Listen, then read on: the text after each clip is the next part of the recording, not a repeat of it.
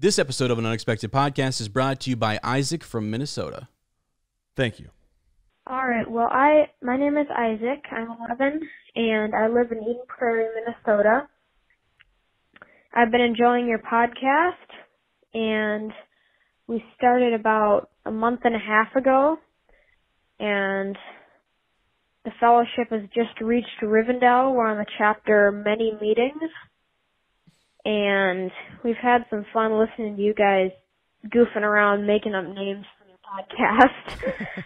And I've read all the books, but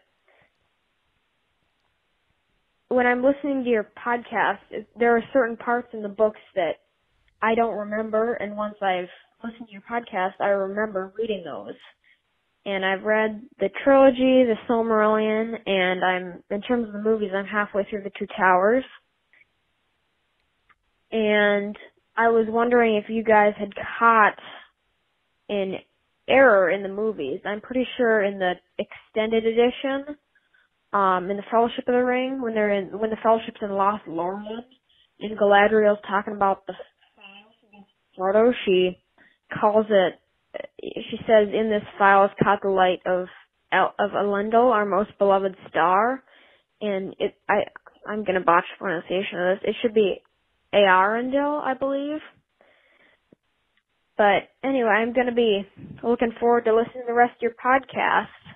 And thanks. Dude, how cool is that kid? Cool. That was cool. How amazing was that message? That's awesome. That's actually awesome. What did that do for you, man? What did that do for you? It's good, man. Lane, it's why we're doing what we're doing. I tell you right now, it literally gets me fired up, and I am so glad that we are continuing the way we are, and I'm so glad that we did what we did when we started this, and I don't ever want to lose sight of that, and I'm very, very happy for a reminder like that. That's fantastic. It blew me away. When I listened to that, I told you, I said, have you listened to this yet? And you're like, no, and I was like, just wait. Just wait. I said, it has reignited a fire inside of me that I didn't even know needed kindling. Yep. I think I saw what this book club is through different eyes, and I've always looked at it through like our perspective mostly. I don't know why. We haven't heard from many kids. Yeah. Or younger, 11? Isaac's 11. Yep. So he's entering, he's entering the beginning of adulthood, transitioning from child to like young man. And I haven't seen it through, even though we talk about it all the time, like when we discover these stories, I hadn't really, thought about what we're doing from that perspective. And for me, it's been, since I heard that message, I have, and it's made me, I felt freed. I feel excited. I feel my passion is rejuvenated. I feel an extra responsibility that I'm grateful for. Yeah, I can't. I don't even know how to explain it. Isaac, what you like that message, bud? It's just amazing. It's so funny. He brought up how it sounds like Galadriel says the light of Elendil, and for the longest time I was like, yeah, I think she is saying Arendil, but it's like very, it's almost indiscernible. And it's so funny how like sometimes you'll hear stuff in the movies and you're like, wait, are they saying this Elendil? That's like Aragorn's. And then you go to read the book and you're like, Arendil. Right. Oh, okay. All right. So that's something that's so cool that he even showed there, like the process of watching the movie, loving the movies, going to the books, seeing, oh, that clarifies that. Wow, okay. And it took me back to those moments. Have them now still even, but like even especially reading it as a young man and thinking like, oh, that's what that is. Yeah. Yes. Okay. Wow. Right. But just so inspiring, man. Like that. Yeah. Wow. No, I'm again, Isaac, thanks so much. That's literally, it's awesome. Lane wanted me to kind of hear that. I saw it came through, and he said, if you haven't listened to it, just wait till the episode so we can play it and just kind of, talk about it. And thanks for, joining us. It's very interesting for us to hear about people who are back at the beginning of fellowship and working their way through. And one day we'll be back there again, working our way through for a second time. It's fantastic, man. And I'm really glad to have you along, and you've definitely inspired me. I'll tell you that. Yes. I feel rejuvenated, and it's good. So, I mean, with that, my friend, welcome. Hello, friends. Right. And right, welcome. Man. To an unexpected podcast. I love that you got to mix this up sometimes. Got to mix it up because it's just there's this this chapter. Let me just jump in here, Lane. Homeward Bound. Through the intro. No, I know. That's my point. It's great. That's how fired up we are. I know. Is that we're heading into, we're going homeward bound.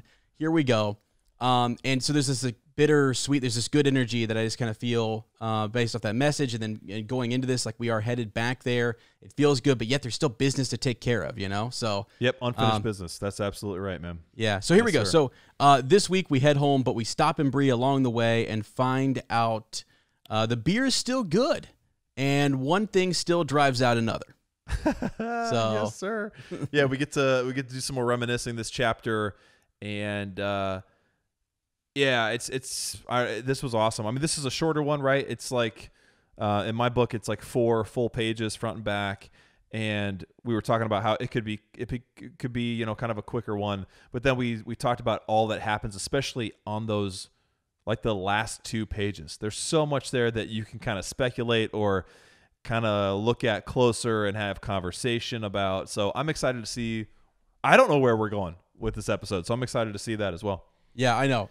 This is gonna be a lot of fun, and I am interested. And again, we're in different places. So Lane is still in Amanda. All right, I am still in the north. I'm still in the North. I'm up here in Gandalf's hut. Okay, I'm like you didn't know he had a hut up here, but he does. All right, so. I'm getting used to this. I don't like that I'm getting used to this, but it's amazing that even like you can't stop us, man. Can't stop us. We're gonna find a way, and once we can coordinate. Getting back into Narnia too. If you're patiently waiting to get back into the Magician's FU, that's coming up. Yes, Sarah and I are talking about it. It's mostly just coordinating a night when when she's not exhausted or we're both not exhausted. So we will be getting it back into Narnia. Rest assured, we can't wait for it. We'll just have moments where it's not crazy and hectic, and we'll sit down and I'll be like, Sarah, we got to get back into Narnia. Like I'm ready to go. I really feel like this going into Middle Earth feels very like nostalgic. Going into Narnia feels very much like actually going to another one. I don't know why. I think it's because of the circumstances that you've never read them. Sarah's never read them. I've never read them. And it's like this, we really are going to a place we've never been before. Yeah. So yeah, and we're experiencing it together and stuff, and you're helping guide us through that. It's cool. If people haven't really listened and haven't gone and checked out further up, I highly recommend that you do so, because we're looking forward to having a lot of fun over there. So yeah. Well, Palantir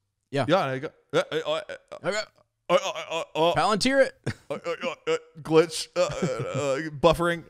No, I was just gonna say getting some quick counsel, but we're already kind of there. So what's going on, man? How are you, bro?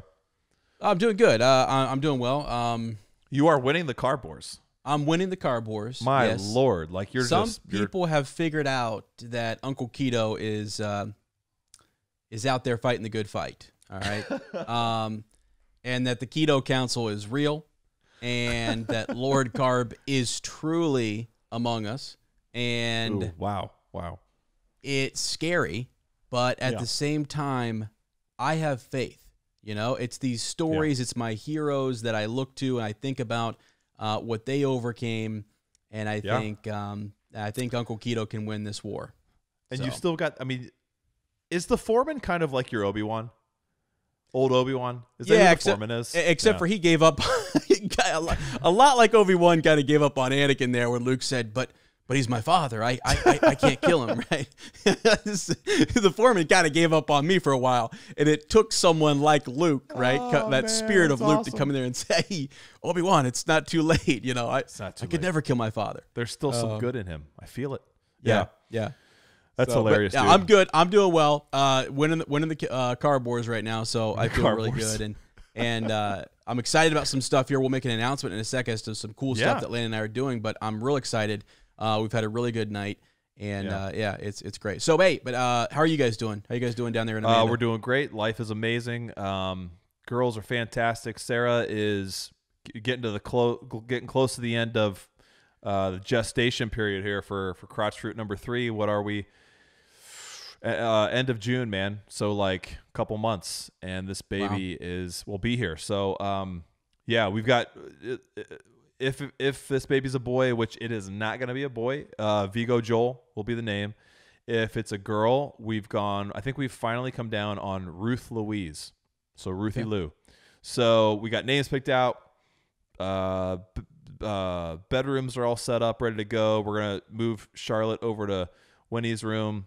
The fact that we're home, the reason we're home is not good, but the fact that we're all together is amazing. I can't remember if I talked about this last time, but I feel like I've been given a gift of extra bonding time, especially with Charlotte. Like I didn't have as much time home with her after she was born. I had to kind of go back to work like 2 weeks after she was born.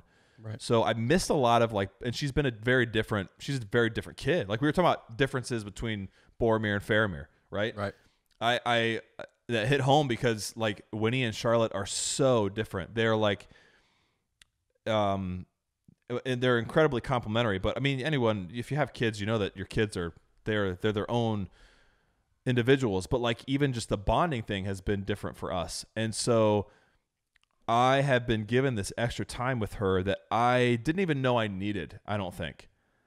And it's brought all of us so much closer. Like there are definitely moments. Like anyone who's at home, it's just this unusual circumstance. There are definitely moments where it's like, oh my gosh, this is insane.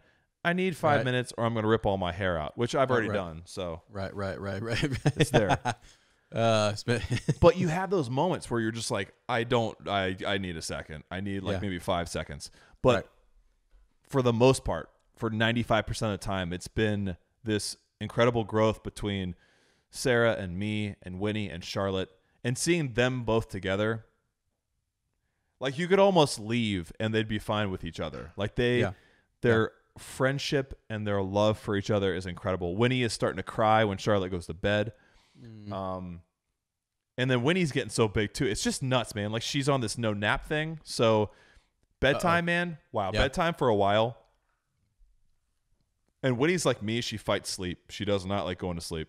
Yeah. Bedtime for a while, as you know this, was like sometimes an hour and a half long affair. Right. Which is great because it's time you're with her. But at some point you're sitting there and you're like, she's playing this up. Like she could be asleep or maybe she's not tired enough. And we were just like, what are we going to do?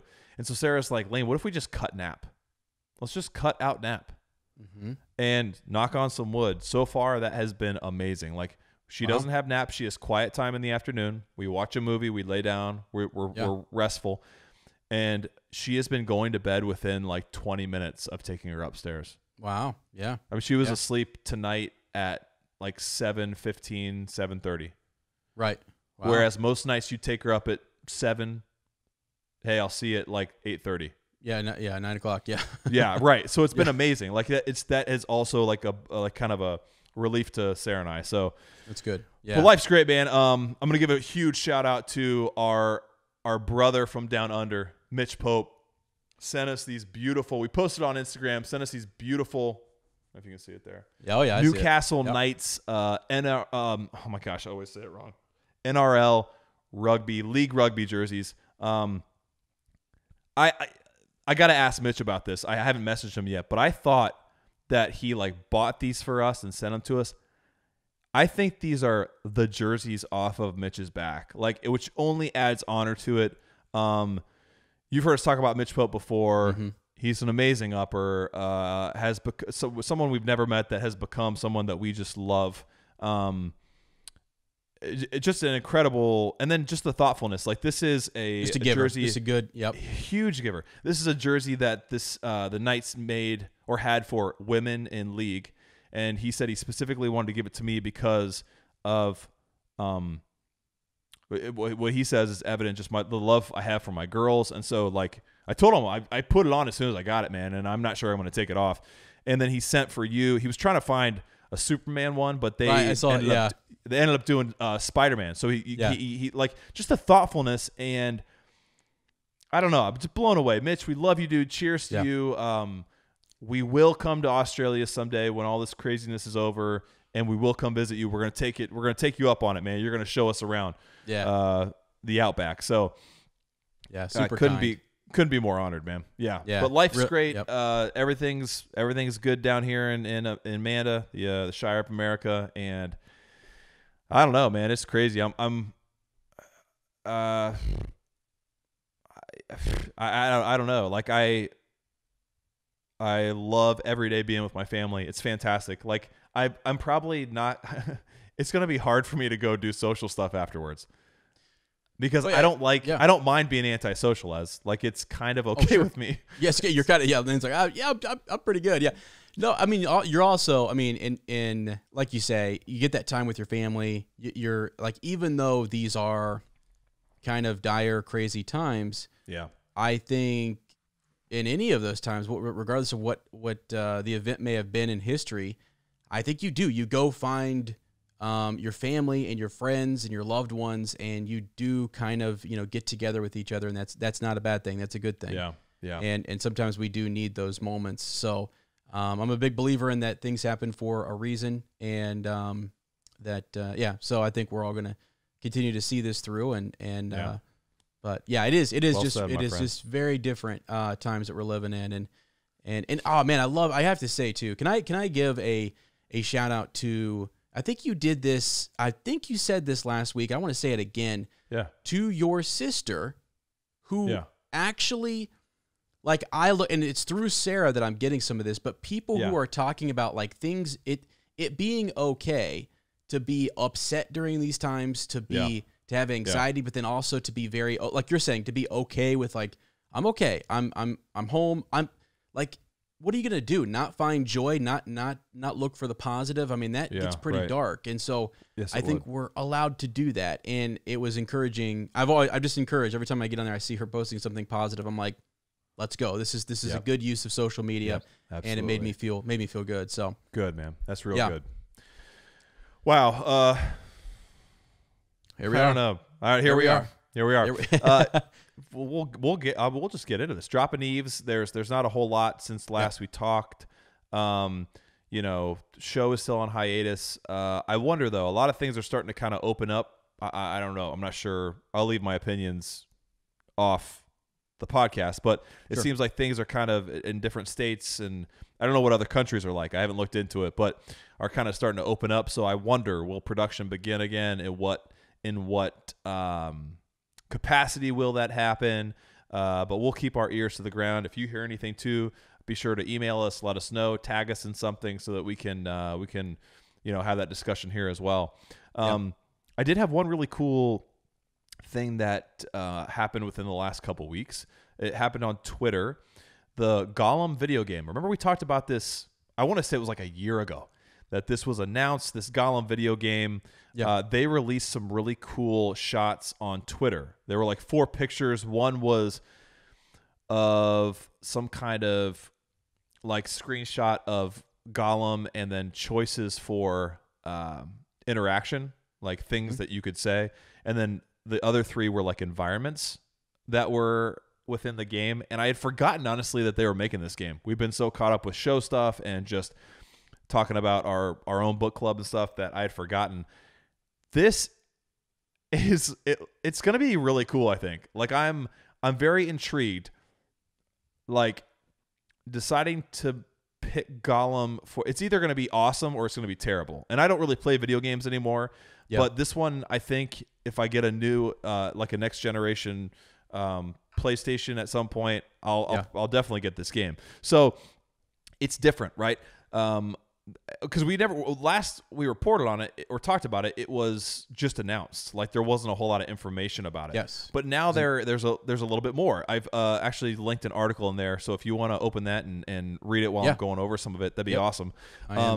So it's very different from what we've seen before. It's not anything like Battle for Middle-earth, a more tactical strategy game. It's not anything like Shadow of Mordor, which is more of a like a not first person, but third person, just kind of battle. There's some element of strategy there as well, like you take down bosses and things like that in Shadow of Mordor. It's not anything like the film games where it's all hack and slash following the movies. It's Gollum at the center stage, but it's Gollum not based on his film appearance or his interpretation. Okay, so this is nuts. This is nuts. So the games have slowed, obviously, especially since the Hobbit films ended, and there weren't any like film adaptations of the Hobbit video games either. So since we're talking about like games that have focused directly on the movies, it's been a while. And again, this is its own kind of interpretation of Gollum, so it's not gonna have anything to do with the films, but it might, obviously cross over at some point. So they don't have a solid release date, but it's in 2021. And it just looks fascinating. I would just be really interested to see how many people are interested in this. Like, would you play a game where you're Gollum? It's gonna so there's a little snippet here. You'll have maybe 2 or 3 or 4 conflicts per chapter that lead to a final decision point, and at this final decision point, it will be harder to pick Smeagol, for example, if you've always fought for the Gollum side. So that was my question too, is I guess maybe I need to read this a little bit better. If it takes place within the Lord of the Rings, can you affect the way the story, like, it's just so interesting because Gollum is such an integral character. Like, if you make him more Smeagol, can you make Smeagol win in the end? What does that look like for the story? Yeah. I don't know how they're going to pull this off, but it's very fascinating. I don't either. This is fascinating because, as you say, I think one of the, Martin Wilkes, right, the game designer, is talking about having, and maybe you just read this, but like maybe 2 or 3 or 4 conflicts per chapter. Mm-hmm. That's crazy that you get to kind of decide. I forget the name of the game, but there's a game in Game of Thrones that was very similar. They kind of made up this house, and you had to decide like your decisions. And there's so many different like alternate endings to this game that like that's crazy. It's so many combinations of like if you decide to go this way or that way or that way or whatever, and people would play it over and over and over to see the different outcomes and to see if like, okay, I made 3 good choices, but then I decided to go evil once, and then I went good the rest of the way. What does that do? Yeah. So this is going to be replayability almost that way. Yeah. So I don't know. I was even looking back at just sort of Smeagol and Stinker, if you will, Slinker. Yep. And his birth and when, how long ago, how old is he? And then are they going to play with some of that? Go back and do some. Are they going to do something where they're going to take us back, Right. Yeah. What's the timeline going to be? So another little clip here. So a senior producer, Kai Feibig, expands on this idea that his dual personalities will play directly into the story. So I'm thinking like you're onto something, man. I wonder if there's going to be not limitless, but multiple endings or different paths you can take. Obviously, he just says we don't want to displease folks who have only seen the movies, but in short, he doesn't look like Andy Serkis. Talking about the Gollum in this game, we started with the person he was, and then evolved him. Okay, interesting. You can see that this was once something like a human being before the ring corrupted him. We have more storytelling possibilities than the movies ever had, and for us, it was very important to show a different set of emotions. Wow. We need somebody you could almost love, and on the other hand, somebody you could really be afraid of, and at some points, trust me, you will fear him. This is nuts. Like, hold on. Yeah. All right. So let me see here. Is this all just April Fool's joke? Well, here's my thing. I'm so intrigued. It's intriguing. I haven't really. I remember when this came. So this article we're looking at. Yeah. It's 2020. Yeah, it's not April 1st, so I think we're good.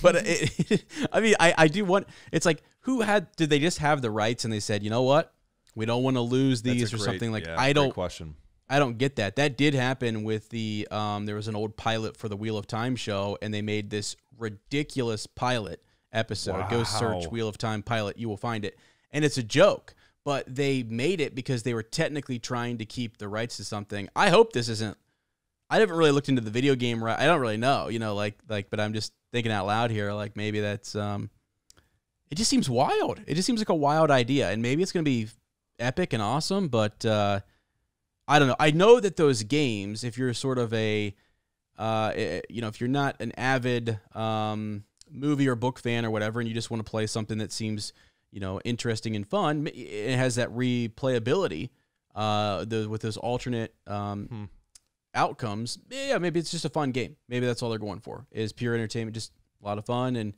it is what it is. I don't know that would land with Lord of the Rings fans. I'm just a little, I don't know. I guess I'm a little intrigued. I'm definitely interested. I mean, I just don't even know. That's fascinating. Yeah. And like you said, it's if they're starting with the person he was, you're going back to Smeagol. How long of a period of time are you covering, and how do you make the chapters just mesh and make sense?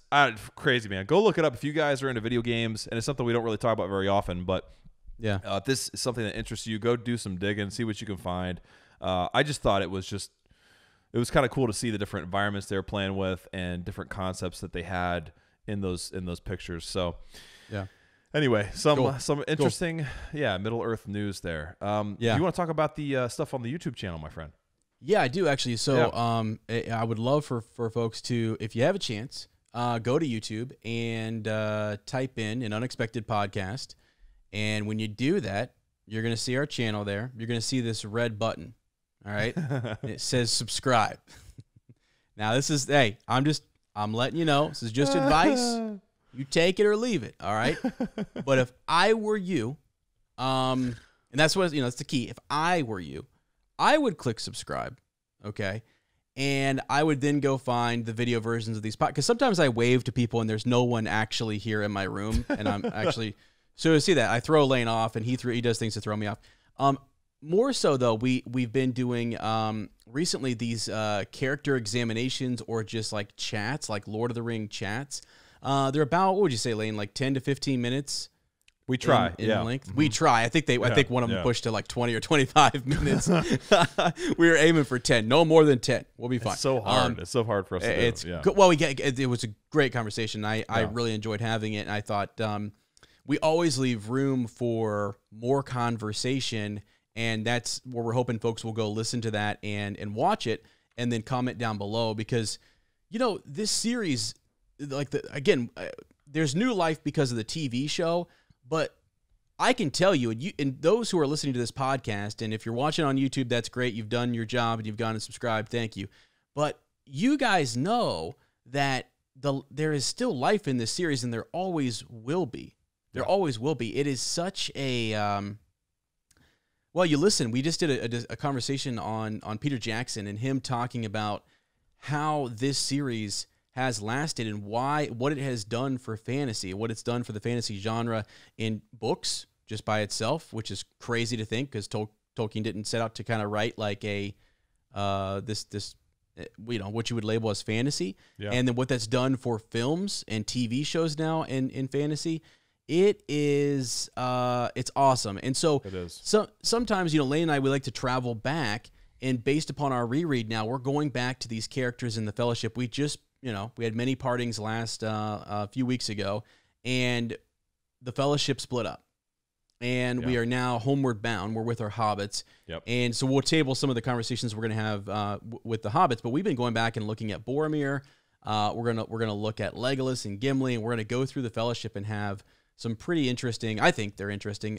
They're fun for us, conversations about those characters and just our major takeaways.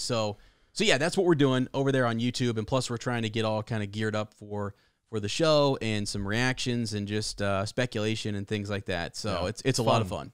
A lot of fun. Yeah, definitely. Yep. Awesome, man. That's all I got, my brother. You want to get into this reread? Yeah, absolutely. Let's do it. All right, let's do it. So let me grab the old book here. Wipe that. So here we are. Off. So yeah, and this has been great, by the way. No, seriously, I people know that I love to listen to the audiobook, and I love to just kind of, it's all in my head, but recently here at the end, I've been looking at like really getting into the actual text, opening the book, and there's something to that. And I've said this before, like you really do. There's other senses, and this is gonna sound crazy, but like you're touching, you're feeling, you're actually looking at it, and you're seeing it. You're activating a lot more senses, and it is a different experience. And I think the next time we go through this reread, it needs to. I think I'm going to do more of that because I have actually gotten a little bit more, and this is one of our big things, a shift in focus for Lane and I, and again, Isaac inspiring us to kind of get back to those early days where we were literally looking at words that were sitting adjacent to one another and wondering, like, what did, we're going back to the great author himself, thinking like the choice in putting that word next to this word, and that, just the sentence structure and the paragraph structure, we were going pretty crazy. And so it's been nice to get the book back out and do all of that. So I guess in summary here, we are headed back. We've split up with the Fellowship, and we're down to we got to Rivendell, and we met up with Bilbo. He was falling asleep on us. He gave us some gifts, which was awesome, and it was good to see. Gave Bilbo. them again, and then gave them again. And he sure did. He sure did. And I don't know, it was good. We got a little piece, little tidbit there from Elrond that we may see Bilbo again sooner than we maybe thought, and he may make one last trip. So, so here though, we are headed back to the Shire, and we're with Gandalf. And it's interesting. It's just very, very fitting. I was thinking about stories, Lane. I was thinking about how when you tell a tale. And I think about, I'm going to go to some of my other, I guess, fandoms that I like to think about and that I'm reading. Like, in those, so Game of Thrones, Wheel of Time, Star Wars, things like that, you don't really see your hero go all the way to Mount Doom and then all the way back home. Yes. Typically, they go to Mount Doom, and then from there, well, now they're going to go join this council, or now they can't go back home. Home was destroyed, or whatever. Yeah. It's very interesting that our characters are going back home, and we're seeing this parallel. We're going back through the very same places. We're taking the same road, and we're having interesting effects. When at the start of this chapter, I know you have a lot that we want to talk about at the end, but like at the start of this, I was fascinated with Frodo once again, and the way that he feels. Yeah. He has good days and he has bad days. Yeah, yeah.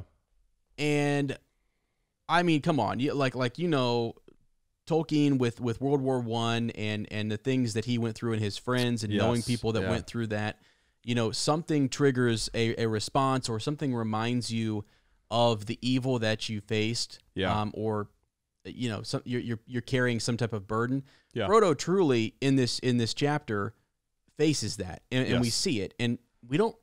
If you read it too quickly, you won't notice it, but there are those moments where he pulls the hood in a little tighter. He puts his hood up, or instead of slowing down, and he's silent. At one point, I think Gandalf, let me see if I can find it here, even asked him how he is feeling. Yeah, and he replies that he's actually not feeling well. It's when they're crossing the river again. Yeah, right at the beginning there. Yeah, it's interesting you're bringing this up, because to me, we've had this on our mind the whole time. It was really Val that woke me up to kind of, this time, Val Holman, way back in some of the beginning chapters, woke me up to this time pay attention to Tolkien's own experiences and how those are hidden in here or parallel this.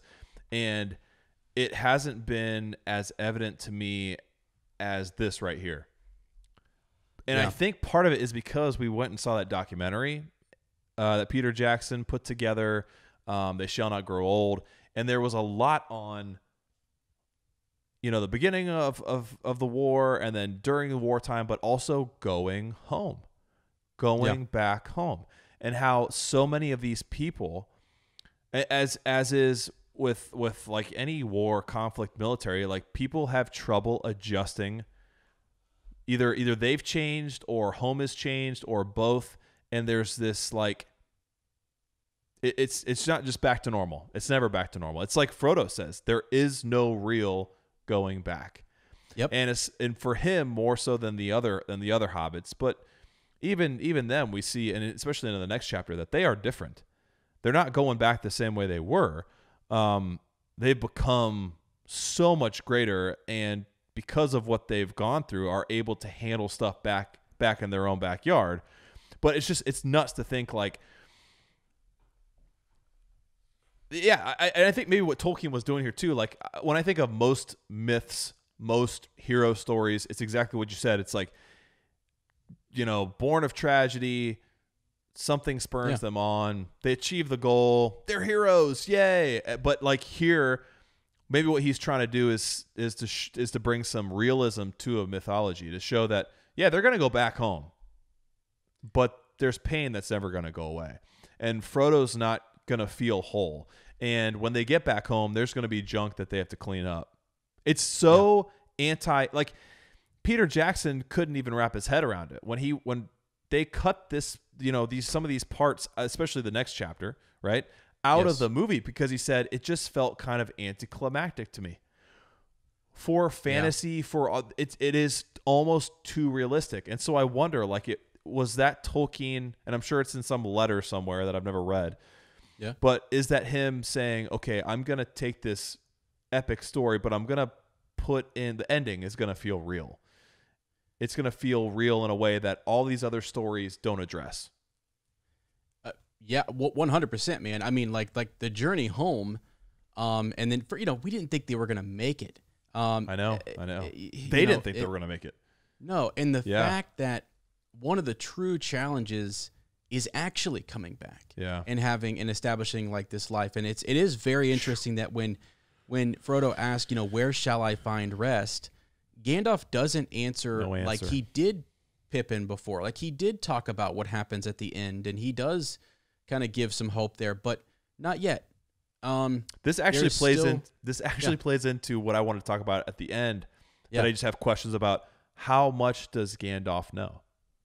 Oh my gosh! And it's like Gandalf knows here. He knows. Like I'm not going to tell you because, well, I mean, there's a possibility, but like nowhere here. There's nowhere here you're going to find rest. I'm not going to give you false hope. I'm not going to tell you it's going to be all right, because it's not.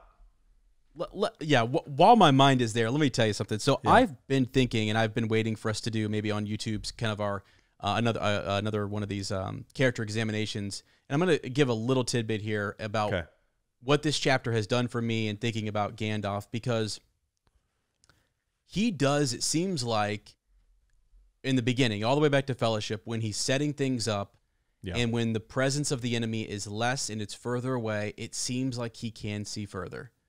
And the closer he gets to Mordor and the end, he turns to faith, and he believes in Frodo. Wow. And he cannot see as far, but we have to trust in Frodo. And then as we're coming back, it seems like he can see much farther. Like he seems to be able. He still has that clarity, those moments of clarity for sure. And it's interesting to look at which direction he's looking when he has those moments of clarity and he's talking about the end and stuff, because it's just fascinating. It's symbolic, and it's I don't know. I want to go back, and when I re-examine all of that, look at that, because it's odd to me. We are coming back here, and he still knows what the hobbits have to face, and he knows what he needs to do. Yeah. And well, I'm going to save some of what I want to say there for the end, because there is a lot more to discuss. But yeah, I think it's interesting, and we can't understate that this is important. It is actually important to focus on not just Frodo, because the other individuals, maybe they weren't affected as Frodo says here. He is wounded with knife, sting, and tooth, and a long burden. Right. So maybe some of them weren't affected in that way, but they were affected in different ways. Yeah, definitely. And it is, they're all going back changed, and they're all going to have to, and they're all at different stages in life too. Yeah, so there's that. But anyways, so let's move on here a little bit more though. So as we're moving along, they eventually come to Weathertop, and this is actually I don't want to miss too. They had moments too, like the next day, the pain had eased, it had passed, and I thought this was merry. I thought it was so interesting that it's like as if the wording, as if he did not remember the blackness of the day before. So I had the question. I was like, is it the day, or is it the place, or is it both? And I thought it was that intense pain was probably a combination of all of that, right? He's setting foot through, he's crossing the Brewing Inn where he like essentially almost died from this wound on the day a year later where he was. So it's almost like in the crosshairs, you got the place and the day, and it's just, and it's such an intense pain. And then that, like, that's one of the only explanations I can think of. Why did you hear me just say that, dude? I did. It was fantastic. Where it could be gone the next day, and almost like it was just some sort of never even happened. But yeah. Wow. Well, and let me so a lot of times I love, I think about spiritual warfare, and I think about just the thoughts we have and things that are going on in realms that we can't see, just because that's who I am. Yep. And I think about these places where they come across and there's this residue of evil almost or something. And you think about our world and places where we don't want reminders of the evil or the atrocities that took place or wherever, and we try to wipe those away. But the lingering effect is in the people who had to suffer through them, all that kind of stuff. So I think there's some of that here for him personally. Now, like, do other people, this could be a place where they see, well, actually, I kind of wonder, if someone else is walking past, is there, because of the Black Riders and their presence and stuff, were there places that they were strong and that they've corrupted a little bit, and it will take a while for that to leave? Do others feel like Minas Morgul in a way, right? Like how Minas Morgul was, Yes, and it's sort of like, and we get later on in the Prancing Pony where Gandalf sort of says that the king will eventually turn his gaze this way. Yeah, right. And when he does, I think those shadows and those lingering things that don't have as much, they're fading in strength, big time. Yeah. But as soon as he does look that way, and actually, the first, really, you look at Frodo, Sam, Merry, and Pippin. They're kind of these envoys, right? They're moving forward. They're taking the king's will and spirit and this whole adventure all the way back across the land. And so from them is spreading, I think, this peace or this other presence and power, which is good, helping to kind of alleviate the stress and the anxiety and the fear when you see these heroes returning home. I think that does a lot for people. It does for the people in Bree, for sure. Exactly. Right. Yeah. So, let me see here. Yeah, so again, we'll move on past, and we'll do what Frodo does. We'll move on past Weathertop pretty quickly with our cloaks drawn close to us. Close, yeah, man. I love this. When they came to the Chetwood, I've just always loved the name. Areas around Bree. Yeah, me too. Yeah, the Chetwood. Yep. So there's back to our weather. There's this veil, rain. It seems like and truly, if you think about that a little bit further, Bree does seem to have a bit of a like it's shrouded. Veiled. Yeah. And they're going to come in here and help remove that, which is important. So so we're heading into Bree, and they come at last to the gatekeeper, and he came out, and they saw that he carried a great cudgel, which is interesting in that like being armed and actually having things have changed, right? Things have changed. They've even been affected here, and they're worried about scoundrels. Yep. Ruffians. There you go. Yeah, baby. Yeah. So as they're moving in here, this is great. I'm guessing you really enjoyed Butterbur coming back, and you've got Knob and Bob and I loved it, man. I loved it, and it's like Butterbur's changed a bit, but he's still good old Barley. You know what I mean? Like he's a little more on guard at first, but I don't know. Like it's amazing how he opens up with the hobbits, and especially with Gandalf. He is such a lovable character.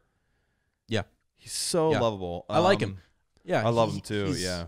Well, he is still himself, and he is still running this in, trying to do the best that he can. Now, here's something, and this is not to go missed here. when they ask about they're talking to the gatekeeper, and they ask about the other gatekeeper on the other side of town. Yeah, when they had come through. Yep. So that person's gone, and actually the gatekeeper says you should speak to Barliman. Yep. Right. Why? I mean, why is he the guy we go to? Right. He's your guy. I mean, he knows, and he's running stuff and keeping people in line. Really, truly. Yeah. So I thought that was kind of interesting, and surely they will. Now, what you get is Butterbur is a little, when they first show up, what does Knob say? They're back. Yeah. And it kind of scares Butterbur a little bit, like, wait, what? They who? Who's back? Who's they? Yeah. And they thought these guys were goners. You know, when they saw Mr. Underhill leave with Strider, they didn't think they were ever coming back. Right. Isn't that wild? And times got darker, too. So from the time of their leaving, things got bad, more, as you say, ruffians on the road. And remember that Strider wasn't really seen as who we know him to be, right? He was seen with like suspicious eyes. It was like, what is this guy, this ranger, right? This Longshanks. So to disappear with them, they would think, well, he's definitely gone. I mean, to the point where when they feed Butterbur clues over and over again that Strider is the king, that it takes him a minute to go, what? Wow. Yeah. Okay. Wow. Never saw that. Didn't think that was going to happen. Right. But yeah. So you would assume, they're gone. They're dead. Least of our worries, like 4 hobbits and a ranger. Yeah. Yeah. Right. Well, and so, like they did think he'd see him. He thinks this is someone else. Yeah. And he loses. He forgets that Bob. This is another. It's funny, but it's also like it tells you the state of what's going on in Bree, because he's telling Nob to go get Bob, but Bob goes home at nightfall now, because it's dark and we're a little worried about that. And you need to go home with your family. And there's no need. But he's still at the Prancing Pony. There's no one even there. Like the business is right. Yeah, business is not really booming. The beer's still good. Always. But it's always. It's all but it's not. There's really people are staying indoors and they're not coming out. And also I don't want to miss here too that as they come into, and I think they mention it later, but as they come into this city or as they come into this village, they the people in Bree start to notice that they look different, man. I mean, they've got armor on underneath. Yes. You can see that shining through. Yeah. And it does something. It does something when you see someone in uniform, right? Yeah. It's sort of like, oh, that guy's official. There's something official about that guy. He's got a uniform. He's got armor on. So there's instantly this respect, especially and they're with Gandalf. Yeah, and especially since they've been kind of like overrun, right? They've had a bunch of like people within Bree, but also outsiders come in and cause a lot of trouble. So any kind of, you're right, any kind of like official authority type even nightly appearance would be like, wow, all right, that's different. It's not somebody slimy coming in trying to, do underhanded stuff. It's not a criminal. These are high-standing individuals. Right. And also I got,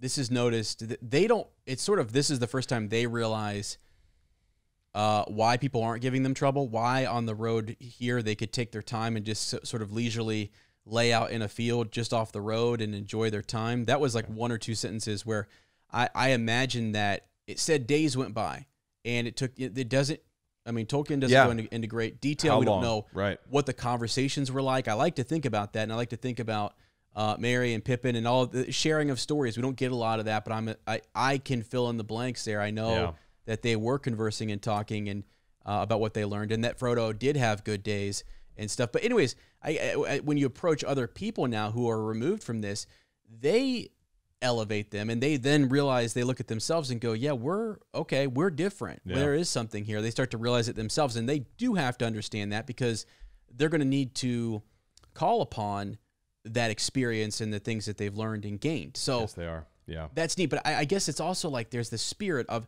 how when you meet somebody and they're just you get a good vibe. Yep. Oh yeah. I kind of feel like that's what you get with these guys when they come in, because it's not just, they're not coming back to This is not like they're back in the Shire with Hobbit folk. Right, They're still here with men, women, and hobbits. I mean, there's this mixed. And before they thought this was strange land, strange. This was everything. It's nothing was weird. now, is it? It's nothing. No, it's nothing. Yeah, This is not. This is home. I mean, essentially, they're homeward bound, but this is pretty darn close to home. Might as well be. Yep. Yeah. So now Butterbur decides that he doesn't want. He knows that they must be tired, and he wants to speak with them, even for just maybe half an hour. Yep.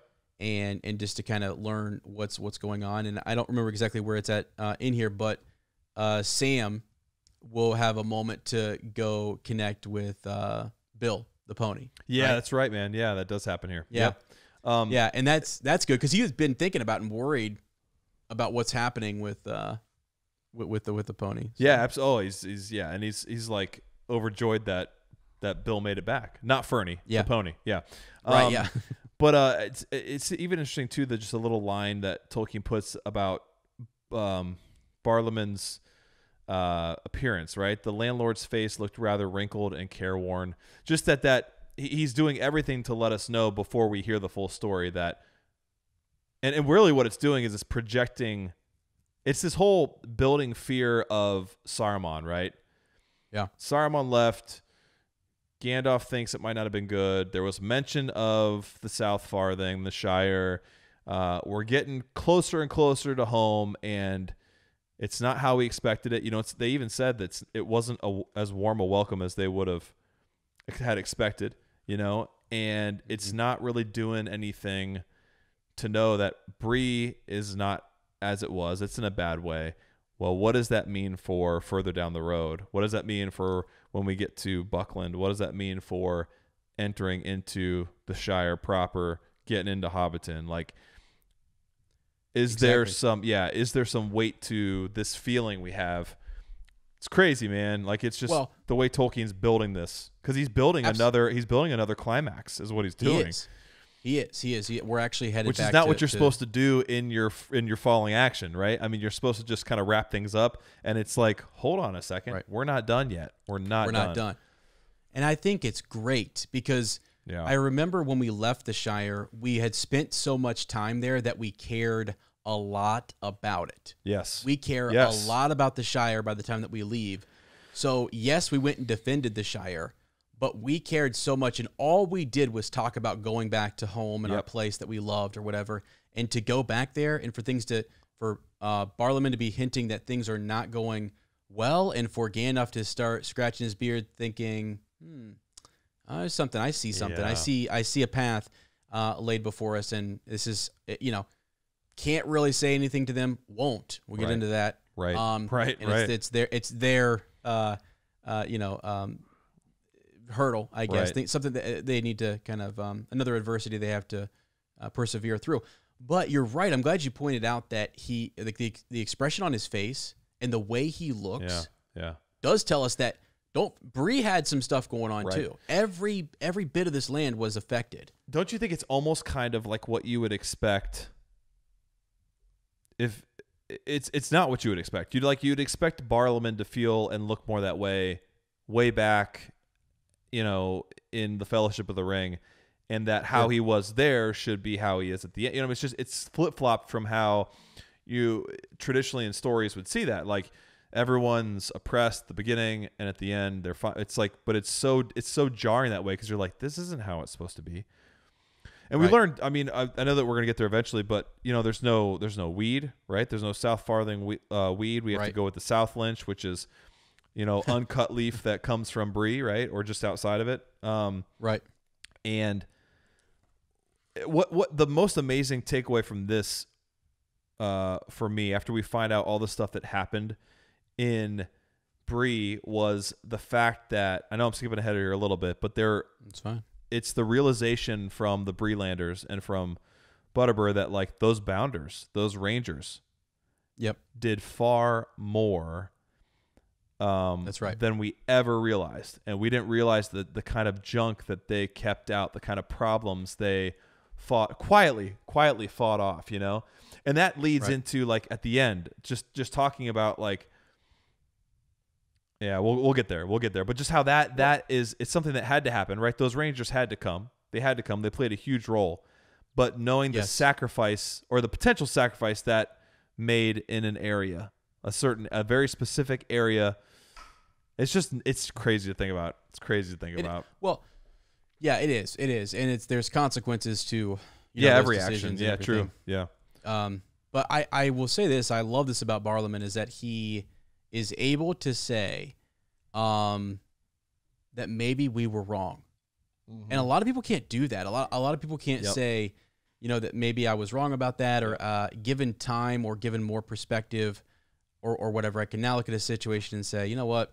All right, those guys were actually doing a pretty good thing for us, and we maybe mistreated them, because like the big vibe you get in Bree is that folks are staying indoors. Yeah. And no one is really coming in. It is sort of a closed off, town. Yes. Whereas before, this is a great stopping point. People came through. They knew information was passed along. It was a little bit more bustling and stuff, and trade was happening at a in greater amounts, I guess.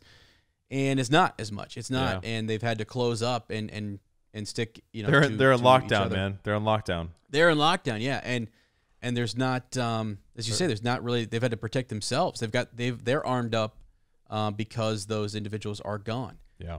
So yeah. I'm glad you pointed that out.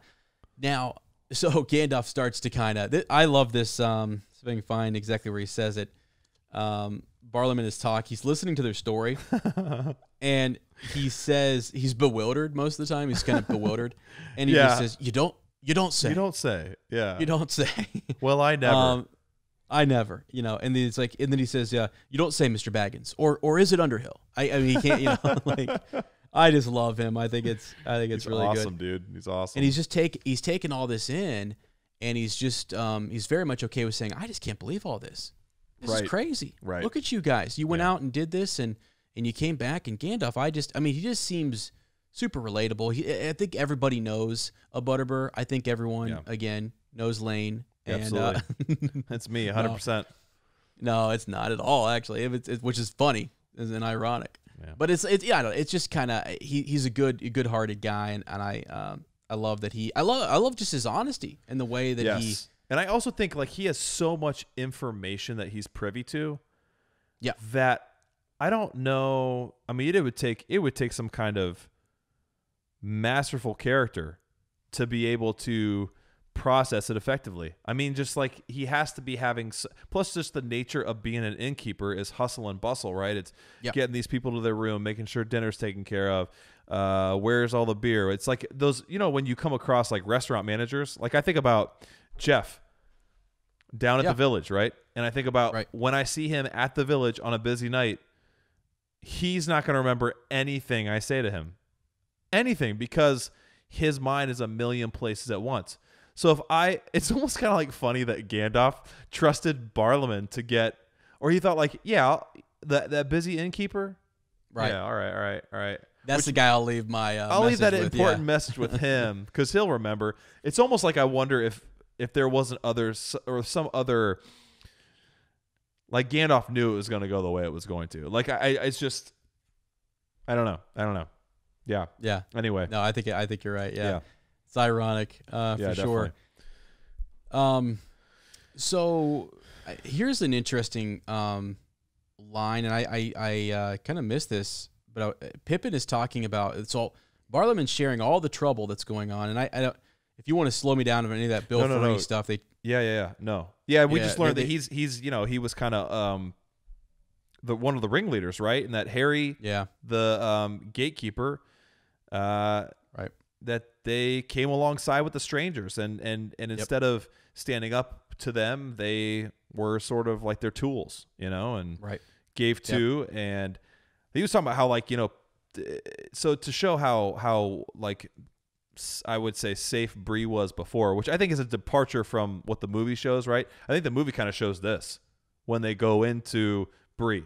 Yeah. It's way more like this, in my opinion. But I guess it's kind of a combination of both. But, like he's talking about how astonishing it is that 3 people were killed. Mm-hmm. He names them by names, like almost like killed dead, if you'll believe me. So it's such a abnormal occurrence that people were killed in Bree that, you know, it even really stands out. Yeah, it bewilders even Butterbur here. And so, yeah, we learned that the treachery, you know, the gatekeeper gave way. Harry, you know, let these strangers in, and Bill Ferny, of course, the no-gooder he was, no-good doer, he went alongside of him and showed him how to get in and what buttons to push and fights that happened. And I think we missed it. I think I skipped over it, but like, remember the part where they talk about throwing the apple and possibly Did you think it did him?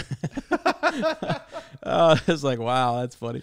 Yeah, all the way it's back. When they walk by, it's when they walk by his house and they see it all boarded up and everything, and they're like, it's literally a throwback. It's literally a throwback to literally.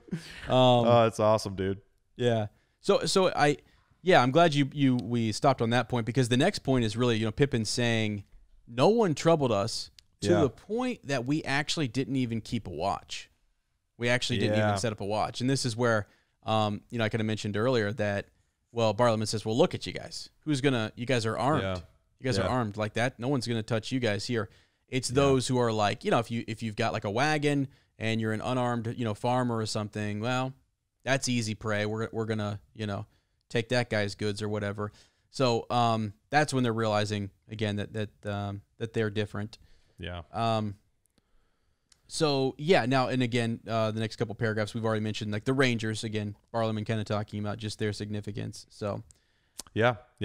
Right. And even strange stuff like wolves, you know, just that the Bounders took care of more than just foul folk, you know, that they protected in ways they hadn't even realized, like wild beasts. Well, I mean, look how close they were to the Barrow Downs, right? After going through that, I was like, I don't know that I want to be anywhere near. Like, there's a reason you don't cut through there. Yeah. And maybe again, as you say, the Rangers were doing a bit more, you know, than we knew. Yeah, like you said. Well, I guess there you said it. The dark shapes in the woods. I mean, what is that? Are those Barrow Downs encroaching? Or are those the whites? Sorry, encroaching and coming in, and who knows what other spirits and stuff were there? And right.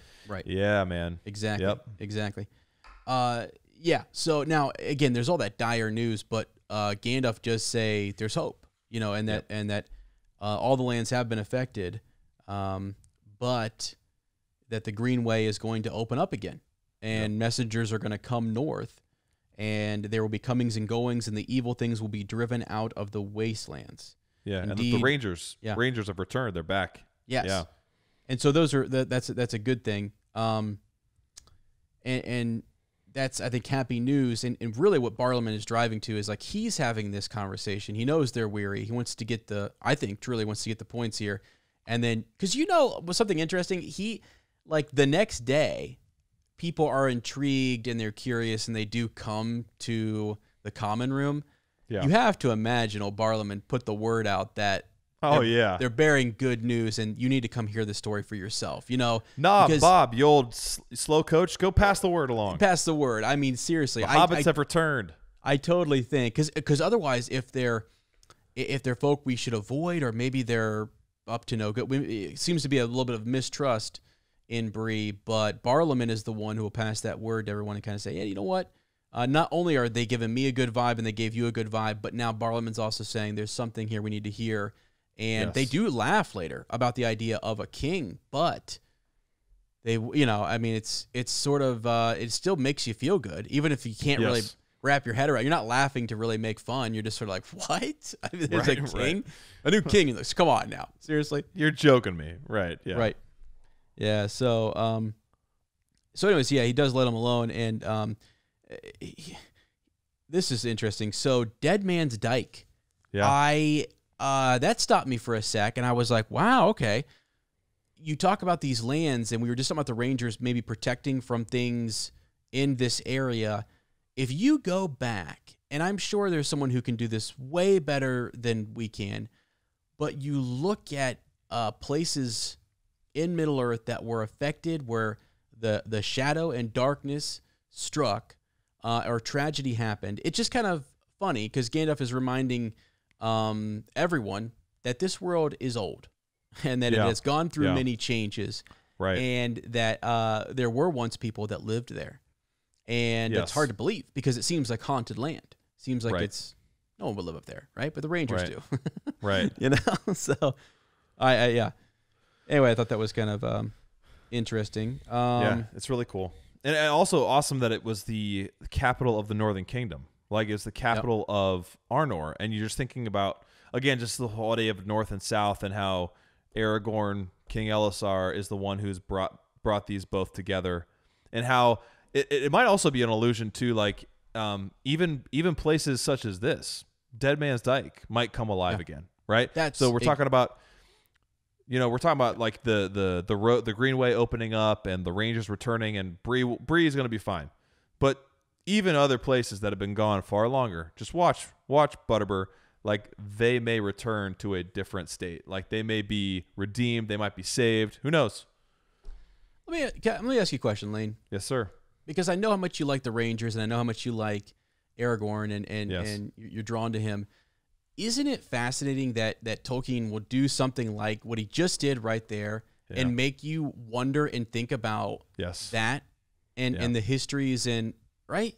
Yes, it's amazing. I mean, like what did I do next to that? I put a bunch of question marks and a heart, and I was like, it makes you want to go.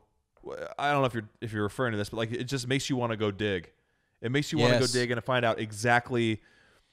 What is the illusion there? Like, what is the illusion? Yeah. What are you implying? What did he mean by throwing in that nugget of history? Yeah. Is it showing to the future? Is it just to acknowledge that there is a past and that, you know, he's fleshed some of that out? It's just crazy. And then I was actually looking for why is it called Dead Man's Dyke? And I couldn't find an explanation as to why that term was given. Other than I guess like just the men are all gone, they all died. So you know what I mean. So it was assaulted and gone. But like it made me even think of that. Why did the people of Bree, other than just to make it a scary place, like you know how we do that, like something bad happens somewhere and we say, oh, that's the old haunted woods of Westmarch. Oh man, I'm never will stay away from that. It's bad memories there. Is it just that kind of a thing, or was there some sort of meaning? I don't know. Well, and that's where I was saying, like, you know, it does two things. Like you say, it makes you go dig back into the histories and say, okay, what tragedy was there? Why are the Rangers there? What draws them there? The ancient kingdom. And then also, as you say, looking forward, right? Yes. Look like saying there's a great return. The Greenway is opening back up and we will have messengers, and the king is eventually going to shift his focus back north. Right. And that's important. And this is going to sound like I'm making this up, but I just made an assumption there with that it was looking ahead to the future, and, you know, like, don't underestimate that the king could come save even this. Right here. It's verified, okay? So King Elisar reunited, you know, after he reunited the kingdoms of Gondor and Arnor, he had the ruins rebuilt and made a city where the men dwelt once again. I didn't know that. That's something I learned. That's awesome. That's awesome. So that does happen. He comes back and redeems even Dead Man's Dyke. So yeah, that's really cool. Well, and I think it just goes to like, how do you? I mean, as an author, like weave all that in there together. It just it's always been without it feeling it doesn't ever feel like clunky or like misplaced. You're like you just read it and you're like, oh yeah, of course. And it's almost like you look around like Fornost or Dane, I know. Sure. Rain. Norbury of the King. So I know. You're right. Well, and it's also legit because Gandalf says it too, and we've trusted him for so long. Absolutely. Right, yeah. Of course, Gandalf. Whatever. Come you on, say. Butterbur. I mean, you know. Yeah. So, anyways, that's cool. It does because I've been thinking about posted something on our Instagram the other day. At Up Talking Tolkien, by the way. Make sure you guys go check that out. Where, I'm intrigued to get into some of the history books behind this, and then even get to the end and the appendices and really tie it all together, because that's some of the stuff as a younger reader I did not do. And me neither. I wanted to, and I would have conversations with my buddies about, we'd be piecemealing stuff together. Well, what do you know? What if you have time to look up? And then you're kind of putting it all together. And you're like, what? It's fun. But okay, so now as we continue on here, okay. We're talking more about this land, and they start to talk about the king and who actually the king is. Yeah, and, this is great. And Barlam is just dumbfounded. I mean, Yeah. he's like, one of the Hobbit, they say, let's see. He says something to the effect of like, you're still not getting it, right? You're still not putting it together. That Strider was actually, that is the king. And that just totally, Strider? What? Him with a crown and all and golden cup? What? It's just, and it's funny because he changes, where was that? He changes his tune. Like, isn't they're talking about a king and he's like, oh, he's going to come in here and change everything and try and take us over. And right. That's right. They're like, no, you're not understanding us. We know he won't because we know who he is and you know who he is. And it's just this realization. It's like one of those things where like people are like, you don't know who the boss is. You're getting a new boss. You're like all freaked out. You're like, oh, well, he's going to be terrible. She's going to be awful, you know? And then it's like I don't know. It happens that it's somebody you know, and you're like, oh, well, no, it's fine now. It's fine. It's all who you know, right? Like that's kind of what's funny about this is Butterbur is one of those guys. Like he knows everybody. So if it's someone he knows, all right, we're good. We're good. Yeah, I know him. But it would be reassuring. It probably also, I guess, make you like go back and analyze. Butterbur might be thinking, well, was I always nice to Strider? Okay, I hope so. Well, I think, right? Yeah, and if you think, wait a second, that guy had a claim to be king, and he didn't act like it at all. True. I kind of see what you guys are saying. Very true. And he didn't actually speak up or show off, or when people very true people were speaking out against him. Yeah, wow. like he didn't correct anybody. He never touted, and I think that is more. Yeah, that'll true. do it, right? Yep. That's also having sort of like the patience and the humbleness and whatever to kind of say, look, in the end of all of this, I'll put up with this. It's sometimes it's just not worth it to go over there and stir something up. You know, people will watch, and if you watch Strider, you watch Aragorn throughout this whole thing. He never is pompous like that. Never has to be, because he has that confidence. And in the end, you say, all right, wow. And that's all that really matters is that at the end of this story, Barlaman's saying something like that, like, oh, it makes sense. Okay, I see it. And I'm not so worried about this king anymore. And he actually says that you've given me a powerful lot to think over. He says, that I'll sleep easier tonight and with a lighter heart. So that's good. He's telling him, it's time for bed and so on. He's ordering Nob around. And telling them that they need to kind of get on with it. And I did jump ahead. So then eventually, Sam, this is where Sam actually goes to visit Bill, the pony and stuff, which is cool.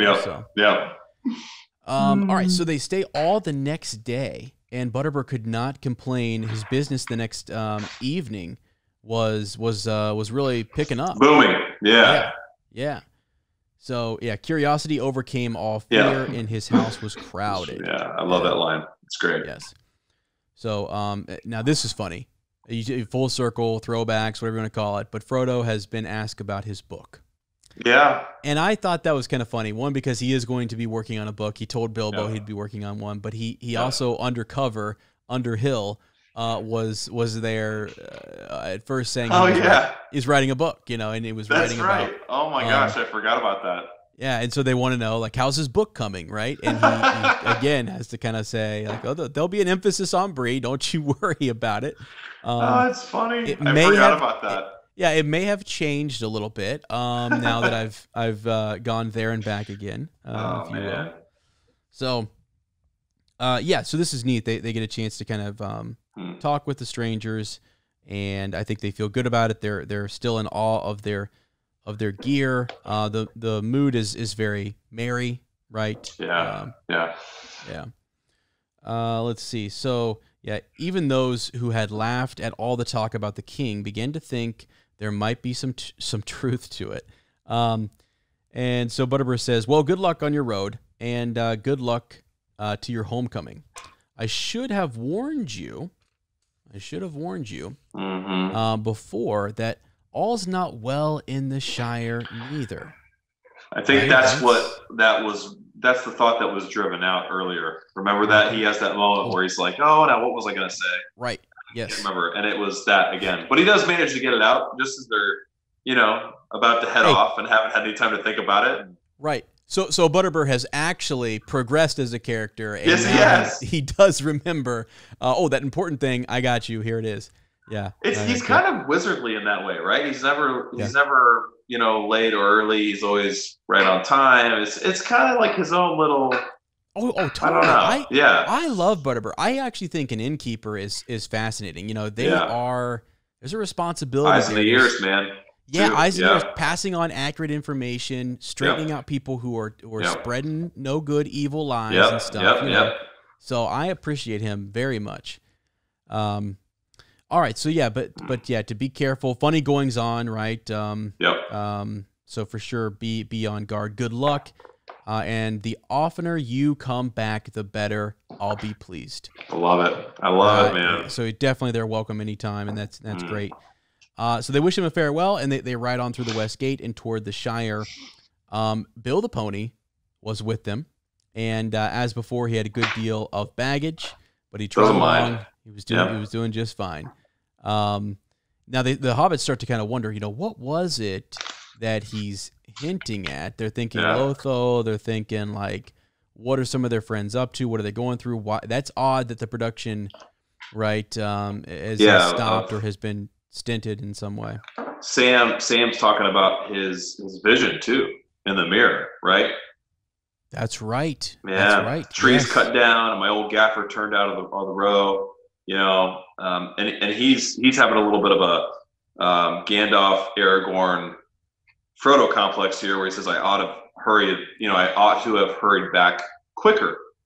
And it makes us kind of start to think and wonder, like, why didn't they? Especially after you read next chapter, and you're like, how much would that have delayed? Would they have been as would they have been able to meet whatever challenges they were facing as truly? It's just, this is where I start asking all these questions. It's like, I don't know. I'll wait till we finish, because I want to know how much Gandalf knew. I want to know how much Aragorn knew. I want to know why there was such a delay. I mean, these are not easy questions for me to ask. Why there was so much let's stay, let's hang out, like, let's rest on our laurels a little bit, when these wise characters know that there's a possibility that this is going on.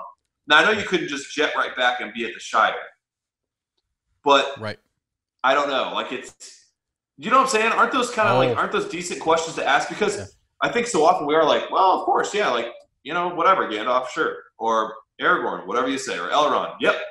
But maybe it's from that video. I think I'm having Boromir complex, where I'm like, why? Why wasn't this more of a, was it did it have to happen? Did it have to happen in order to bring new leadership into the Shire? And as a wake-up call that you're not unaffected either, that this stuff can happen to you as well?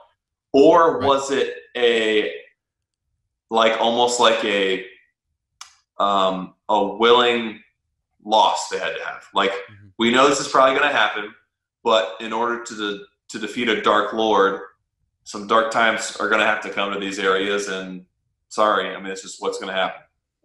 Or is it something in between there? You know what I mean? It's just like, I think so. Let's get right to it, because I think this is what everyone's been waiting for. This is it. This is the meat of the crazy thing is at the end of this chapter, right at the end. I know where I it's know. at. Because I do kind of think that, as Gandalf says, I am with you at present, but soon I shall not be. I am not coming to the Shire. You must settle its affairs yourself. Right. So he knows that stuff's going on too. Yes, and that is what you've been trained for. Yeah. My time is over. Now, here's what I think. Oftentimes, like, even if you have that sight, and if I could see great hardship in your life, Lane, but if I can see that far, and if I have some glimpse of maybe what you might have to endure, but that without you enduring that we are not going to be better off. Sure, boy, that puts you in me, or whoever that person is with that foresight in a spot, for sure. And that's where you have to, I think to me anyways, like, you have to have, if you're Gandalf and Elrond and these others who, as they saw Saruman on the road, and they realized that once they gave him the chance, and Lady Galadriel is saying, you have this chance to come back with us. Right. I think, and again, remember, they all went and sat, and they all went and talked, and they all went and kind of had that moment where they reflected on the days of the White Council and their time truly being over. I think they know what this land needs, and it is a hardship that they have to endure, that they have to, step up here. Yeah. They can't win this anymore. Like, Aragorn has to become king. Frodo and Sam, like, they're going to have to go back and handle stuff on their own. Our time, and Gandalf says, our time is over. My time is over. It is no longer my task to set things to rights. So it's almost like do so. Yes, not even an initiation. I think what Gandalf says here is training is the proper word, right? Like, this is what, like, so this whole thing has been for you to be able to go home and have the strength to defend it, and have the strength to keep it, and become these. I mean, when you look long into the future, it's like it's Samwise who becomes mayor of Hobbit. Yep. It's Pippin who becomes in charge of Tuckborough. It's Merry who's in charge of Buckland, right? Like, so they quite literally become the leaders of the future of their home. Whereas before, they definitely weren't on that trajectory. Sam was a gardener, right? Yeah. Merry and Pippin were of a little higher standing, but they probably never were going to like run their own, regions within the Shire. I mean, right? Like, that was never going to be what happened to them. And so, like, maybe, like, so I guess that's what I kind of suspected is it's like the regime needed to change, leadership needed to change in the Shire in the same way that leadership needed to change throughout all Middle-earth. And if you don't have some kind of breaking down of that, of the Shire and the way it ran and the way it was and the way it was kept, then it makes that much harder, doesn't it? Like, if there's no reason to be upset and to say, hey, let's, like, look at these 4 hobbits coming back. Like, it's almost kind of more like what happened in the movie, right? In the movie, they come back and they're dressed up and it's cute and everything, but it's like, well, I wonder where they got off to. Right. And life just continues on. Here it's very different. The Shire is destroyed, and they come back, and not only do they look like more prestigious and dressed up and fancy, for lack of a better term, they're bigger, they're stronger. The way they speak is like, holy cow, like they command. All right, it's not like, oh, I wonder where they were. It's okay, these individuals, I know who they are, but they're greatly changed. Yeah, for the better. Here's the thing too, and I know we're jumping ahead a little bit, but I think we have to, because this is what Gandalf is prepping intertwined for. Yeah. I honestly think, you look at the movie and you look at the way, like, that adaptation, and it's one of the things where I really think the way it's done here in the book is the right way. I know that adaptations are just different, but the idea for me is it's not just those 4 that were changed. A lot of times, if you have nations and countries who like, well, we weren't affected by that war. All right.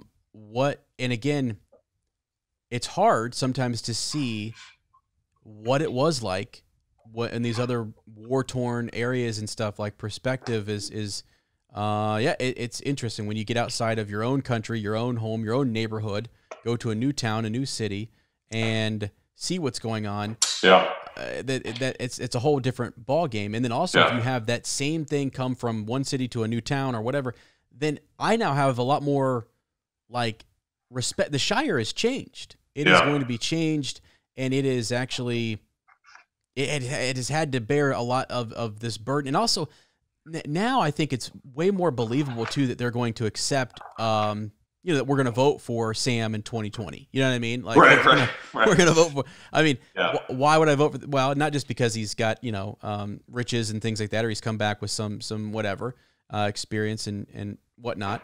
It's that he actually led us here. Like, they were with us. They stood by. We were actually under. They siege. They drove out the ruffians. Like, and they cleansed this land. Yes. Yeah.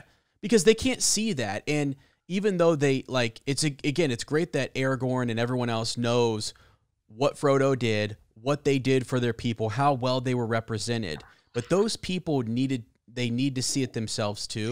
True. And I think it's just good. You could go, because there are real life situations where that doesn't happen, where heroes come back and we don't quite understand their sacrifice because we weren't there. Right. We were worried about different things. You and I have been talking actually a lot about this with the pandemic, and we've been talking about even before. I remember we were talking just about the state of the world and different things and perception and stuff. So I'll leave that there. But absolutely. But now here again, I said everyone's waiting for this, right? You're waiting for this paragraph, and here it is. Let me read it to you. So as Gandalf said, they have to grow up now, right? They're grown indeed very high among the great, and I have no longer any fear at all for any of you. So he's got faith in him, and he has no more fear. But if you would know, I am turning aside soon. I am going to have a long talk with Bombadil. Such a talk as I have not had in a long time. He is a moss gatherer, and I have been a stone doomed to rolling. Jeez, man, And my rolling days are ending, and now we shall have much to say to one another.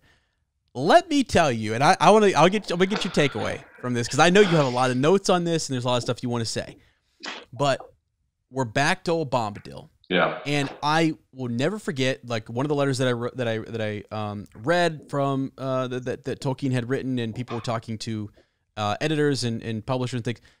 In reading all of this, they believed back at Mount Doom or in different places that old Bombadil was going to stroll up, and he was going to save the day.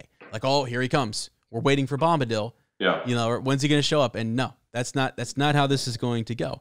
So you think about Lane, help me hyper analyze this line, okay? Yes. He says that Bombadil is a moss gatherer, and the way I read this, and then directly next, so within the same sentence, he says, "And I have been a stone doomed to rolling." Stone that is not rolling would gathers moss, right? So they're the same thing. They're the same thing. They're the same thing. They're the same. They're at least the same. At least the same. Yes. And they are similar in makeup. They are similar in hierarchy or structure. Right. Maybe Bombadil is more. Maybe he has a different purpose or whatever. But I thought, there you go. That is fascinating. It is. And I love that line. I love that line because his rolling days are over. Yes. The other thing that I thought was fascinating too is he also says that he's going to have such a talk as he has not had in all his time. Think about all the different individuals he's talked to, spoken with, right? So that includes Galadriel. She's a pretty big deal. That includes whoever sent him to Middle-earth. Exactly. They're pretty big deals. Exactly. So a conversation that he has not had in all. Now, I guess you could say that the content of the conversation may be what he's talking about, but I take it as that he's going to talk to someone who is unlike anyone he's ever talked to. That's the way I take it. I might be interpreting that wrong, but that's the way I like to think of it, is that he's saying that I've talked to a lot of people, talked about a lot of stuff, like Bombadil. This is something that I've, a conversation with a person that is just going to be higher than all the rest at this point. Like this point in time in my life, what we've accomplished, what I've done, his standing, who Bombadil is, this conversation is going to be unmatched. It is. And it's actually a time where his great, Gandalf's great burden is over. His time is over. A time for rest and a time to sit down and what better place than Bombadil's house to do that? Oh, absolutely. And again, now he does say this, right? So they're wondering how he's doing, and he says, "As well as ever, you may be sure." He is not even. So for all the trouble that has befallen this land, Gandalf's not worried about old Bombadil at all. Yeah. Nope. And it always kind of seems, we were talking about, Bree having this veil and it being covered and stuff. The old forest is his dominion. It is his place, and I don't think anything's going to. Nothing would have troubled him. No. And no one's going into his air quote paradise. Right.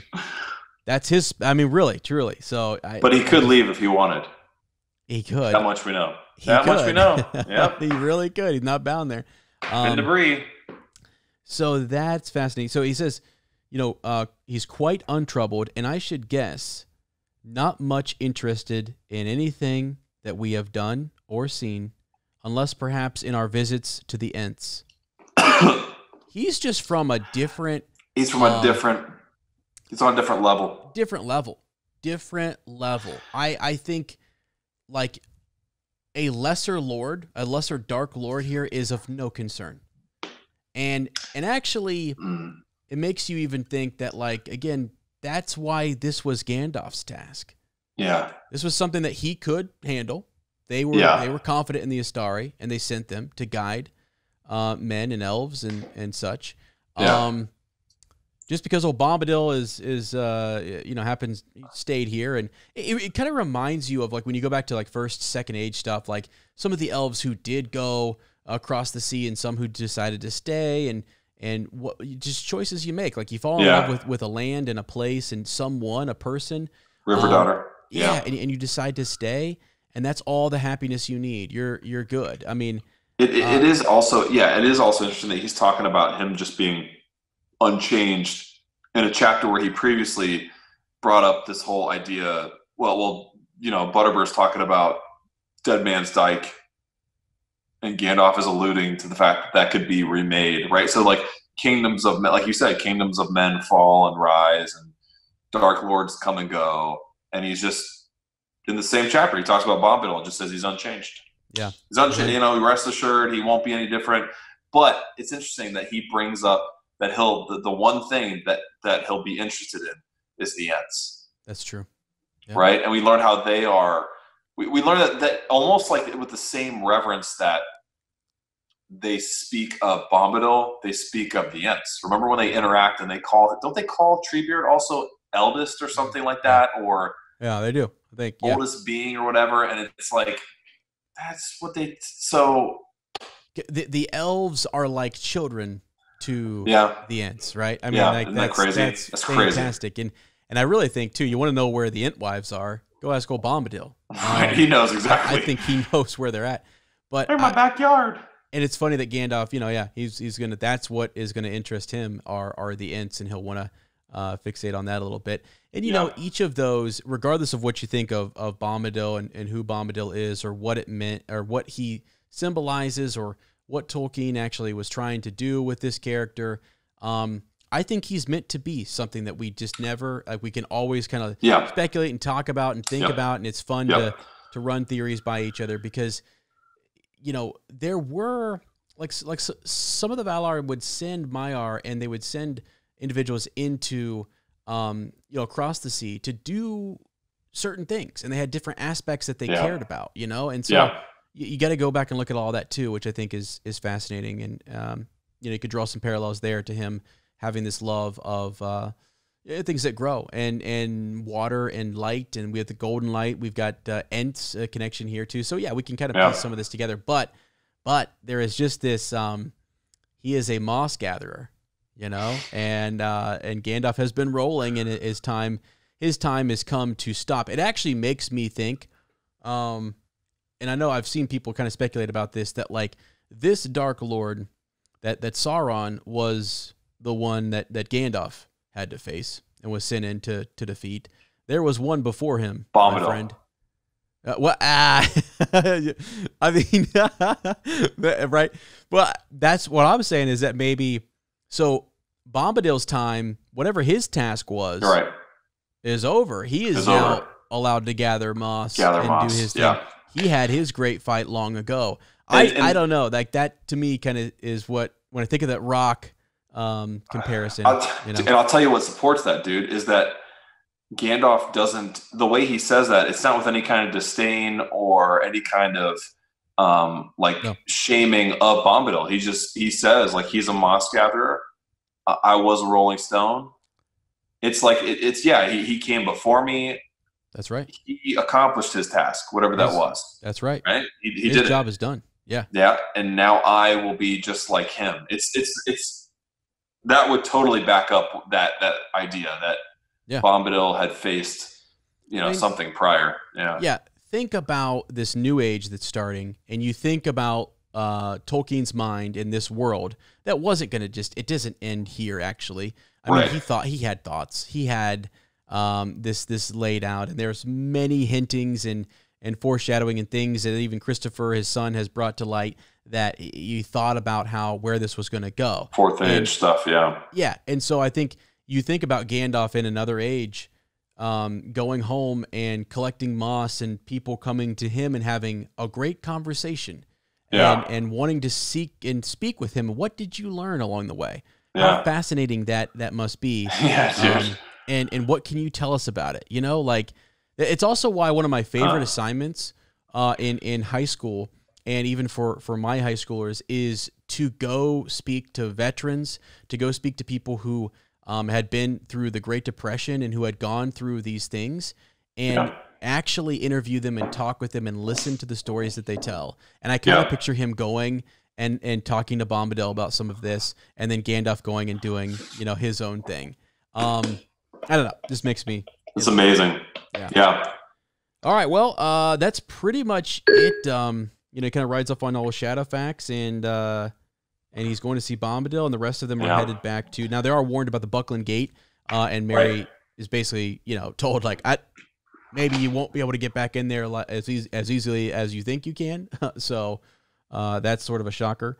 And now the last, I guess, thing here, and we the last couple lines are crazy. Right. Yeah, well, what do you think? I mean, Frodo, because that takes me all the way back to Frodo in his dreams. Remember? In Fellowship and all the dreaming that he had and everything. I didn't think about that. It makes me feel like it's just Gandalf alluding, or not Gandalf, it's Tolkien or Gandalf, whatever. Tolkien alluding to the fact that, like, this is no longer Frodo's time. In the same way we just heard Gandalf say that, Bombadil is a moss gatherer. I was a Rolling Stone, looking forward to gathering some moss with him. It's the same kind of idea. Like, Frodo's talking about. It's just like we have left all the rest behind, one after another. It seems almost like a dream that has slowly faded. And Frodo says, to me, it feels more like falling asleep again, right? Like he felt alive during this.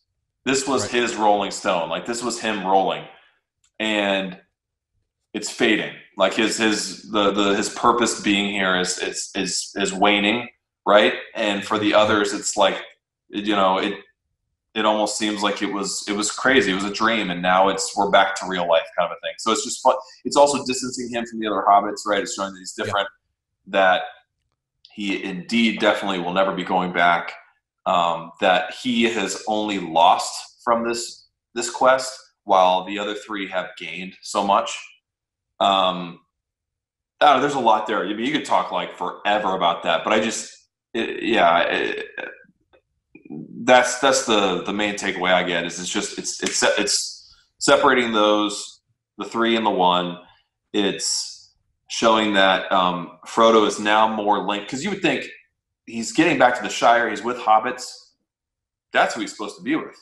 But Frodo is now can relate to and is more akin to the likes of Gandalf, the likes of Bombadil, the likes of Galadriel, because of what he did and was able to accomplish. He has moved from, in the way the rest of the hobbits have moved up in stature, he has moved up as well, and kind of over as well. Like, like there's stuff that like Sam could relate to most of what he's talking about, but even Sam wasn't carrying the ring, right? Sam wasn't stabbed by a Morgul blade. Like, the other two would have even less idea of what he's going through. But you talk to Gandalf about that kind of stuff, Gandalf knows. You talk to Bombadil about that kind of stuff, and he might not care, but he would probably understand. You talk to the elves, and they would be able to bear that burden, and that would lighten in some way. So it's just crazy, man. Like, it's amazing. It's amazing how much is packed into one page. Right. So much. Yeah. Yeah. Did you stop recording too? No, look at me over here. I'm like moving my camera and stuff, just messing around. Again, make sure you subscribe. I feel so bad. I'm sorry, dude. That's crazy. Oh no, it's cool. Yeah, we had a little technical. That's fine. And we're good. Hey, I think we got through most of the episode with the read, so we're good. Let me see. I mean, what did that do for you? Those last couple lines. What do you think? Oh well, so I am. It just shows a difference, and the reason I brought up the dreams is because Mary says it feels like a dream. Frodo was dreaming in the beginning, and now he feels it just feels so different from when he was having dreams about where he was supposed to go. Now he just feels like he's falling asleep with no. Remember how we were obsessed over the dreams that he was having and things that he was seeing and stuff. And I'm wondering where this came from. And now, you know what else that kind of reminds me of too? Yeah. I guess the way the phrasing is hitting me, like Bilbo. Like all Bilbo was doing was falling in and out of sleep. Yeah. Right. Like and he's old. He's ready for that one last adventure when he takes it, and that's it. Like that, he's used up, man. Like he's lived his life. He feels complete.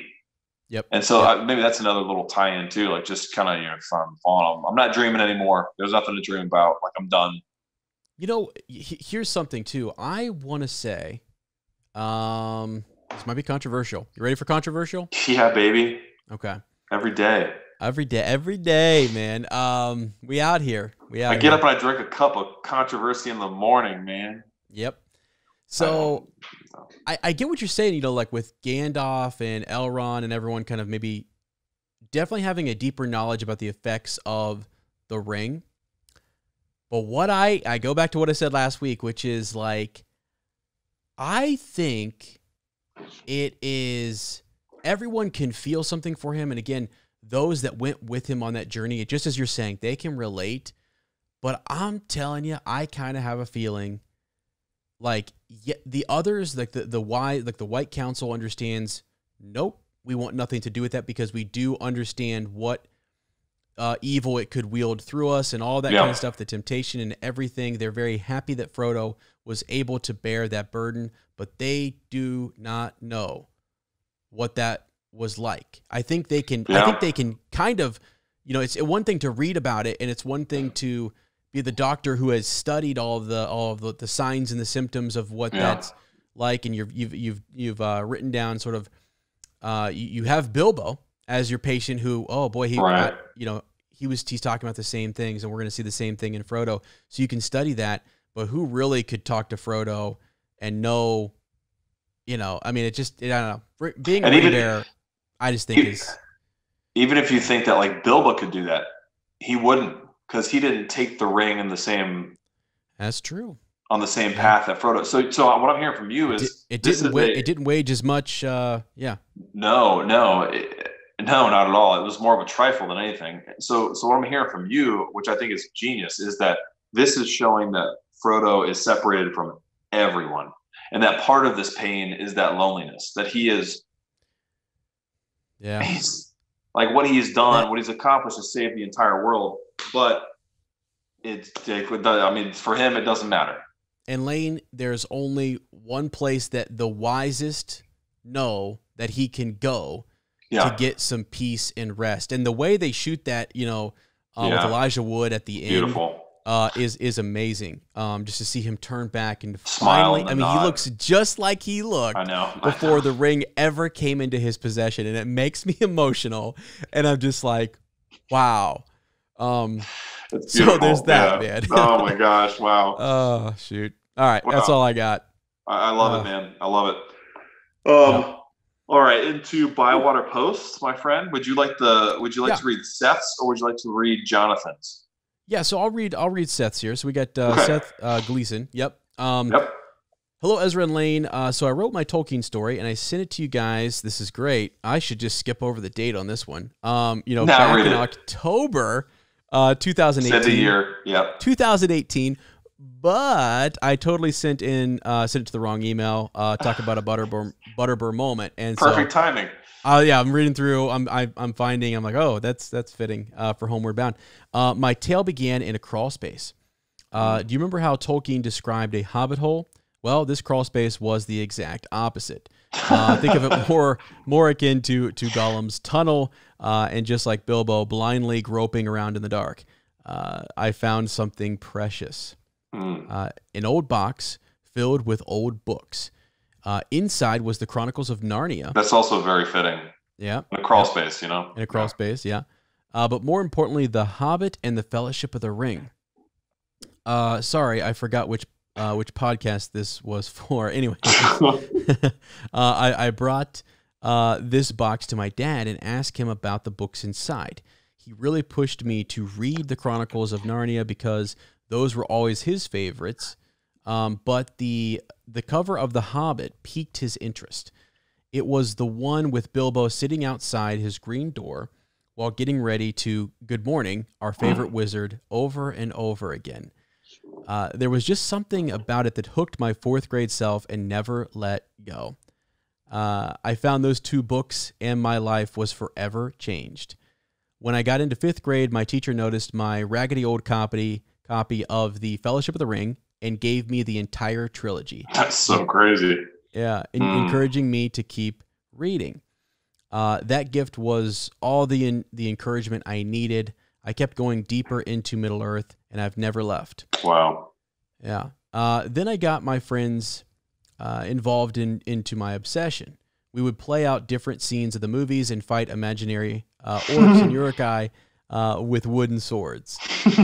The girls on our cul-de-sac made fun of us, but that never stopped us from having the time of our lives. Good for you guys. That's right. That's right, man.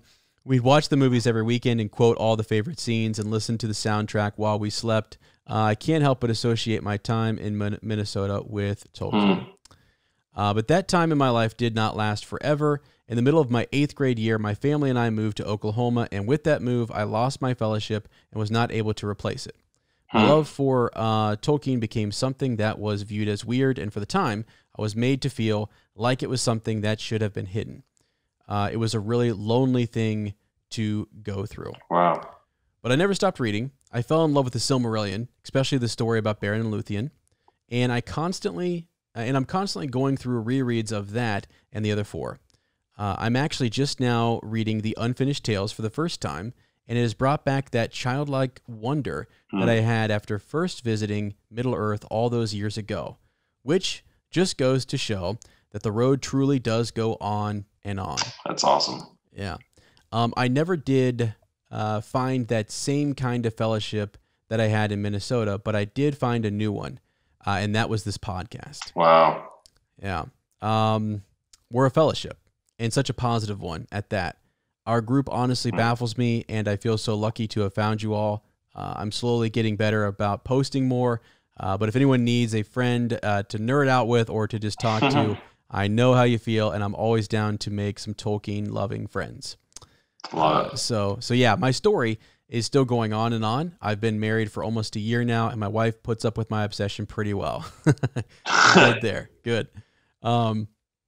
She took me to meet Billy Boyd last year for my birthday, and it was the best present I've ever received, besides my son, who was born 10 days later. I can't help but hope that Elliot, now almost 11 months old, will want to visit Middle-earth with me, because that would be my favorite moment of this whole Tolkien story of mine. But we'll just have to wait and see about that. You guys are absolutely incredible, and I love getting to listen in at work. I was on Council of Elrond Part 1 episode when I sent my Tolkien story last October, and now I am proud to say that I've completely caught up and I'm following my favorite book of all time, The Return of the King. Thank you guys again, and remember, Frodo not only lives, he is the best. With love, Seth Gleason. Wow, Seth, that's amazing, man. Yeah. Beautiful story. Yeah, really cool. That's really neat. And by the way, crawl spaces. Let me tell you, what was that doing down there in a crawl space anyways? Isn't that crazy? That's awesome. I guess it's an interesting story, I got a story or two about crawl spaces. I mean, some people had basements. I know what a crawl space is though. Yep. And wow, they're frightening. They're frightening. But they described it well as like Gollum's hole, like really not a Hobbit hole, actually. Not a Hobbit hole. Not comfortable. Not a place you want to spend time in, but I love that. What a magical place to find. I mean, you feel like you're finding buried treasure to find those stories there, and then just what it did for him and the fellowship he had that he's been able to recapture. I mean, that's an honor that he feels the same kind of friendship that he had from that fellowship as a child. That's amazing. Yeah, it's an honor, my friend. It's an honor. Mm-hmm. All right, I've got one. Our next one is from Jonathan Hips. I realized that if Ohio is the home of the Shire, then geographically I would be in Numenor. And the funny thing is, Numenor is shaped like a star, and I am in the Lone Star State. And being in Houston, I like to think this would be the city of Nindamos. Awesome, dude. All right, bunch of stuff I don't totally know about yet. I'm getting hooked, though, John. My story began when I was probably about 6 or 7. My dad actually still has, a bottom drawer of his dresser where he keeps special things, gifts, memories, etc. The coolest thing, though, was a stack of calendars, about 20 years worth of Lord of the Rings 12-month calendars. As a kid, I remember looking through them and just riddling my dad with questions of what I was seeing. If you don't know what I'm talking about, just Google Lord of the Rings, Hildebrandt, and pretend you're about 7 years old. They were the coolest things to me. I would often just get them out and look through them. I'd never seen anything like what was depicted in those calendars. The Lord of the Rings calendars are incredible. Absolutely. At some point, my dad introduced me to the animated Hobbit movie, which I still prefer to the Peter Jackson Hobbit films. And then later on, a road trip with my dad, we listened to an audio drama of The Hobbit, which I recently found in its entirety on YouTube. I tried watching the animated Lord of the Rings films, but just couldn't get into it. All right. I feel you there, my friend. Jump ahead to my being 16 and seeing a trailer for the Lord of the Rings movies. I decided then and there I would read The Hobbit and the Fellowship before the first movie came out. We went to the midnight showing, which became a tradition for the following 2 years, and I still remember sitting in the theater, waiting for the film to start and finishing The Fellowship with moments to spare before it started. Oh, that's awesome. Of course, the movie went into the first chapter of The Two Towers. It was a nice surprise. Jumping ahead a little more, I remember getting the extended edition of The Two Towers and watching the movie immediately when I got home. It ended at about 11 p.m. I put the first disc back in and watched the movie again with commentary. Wow. Die Hard. Since then, about 2 times, my dad and I have watched an extended edition marathon. I'm dying to do it again, but 2 jobs and 3 little hobbits of my own make it hard. My friend, it makes it impossible. That's beautiful, though. But deciding to reread the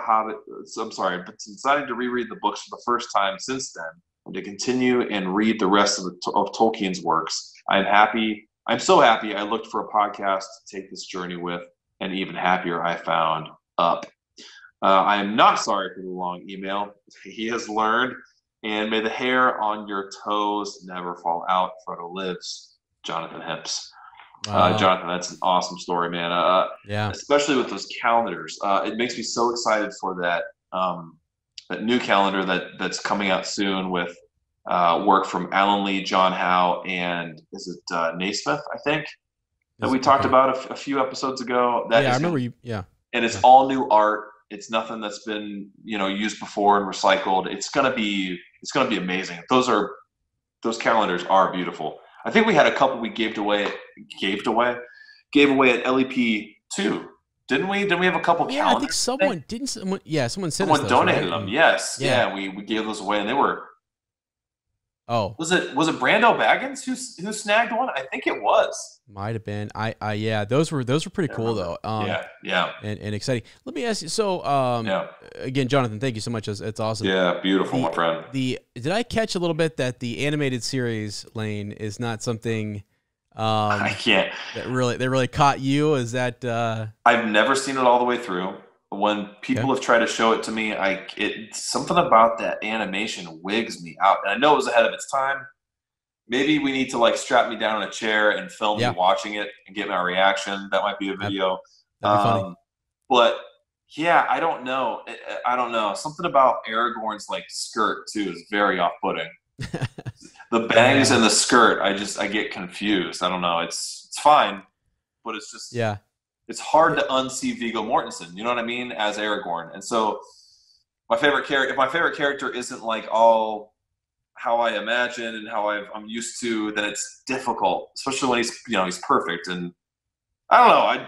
I will give it another try. I will give it another try with you once this thing is over. Once quarantine's over, and we have a vaccine and everything's back to normal, I'll sit down in that living room.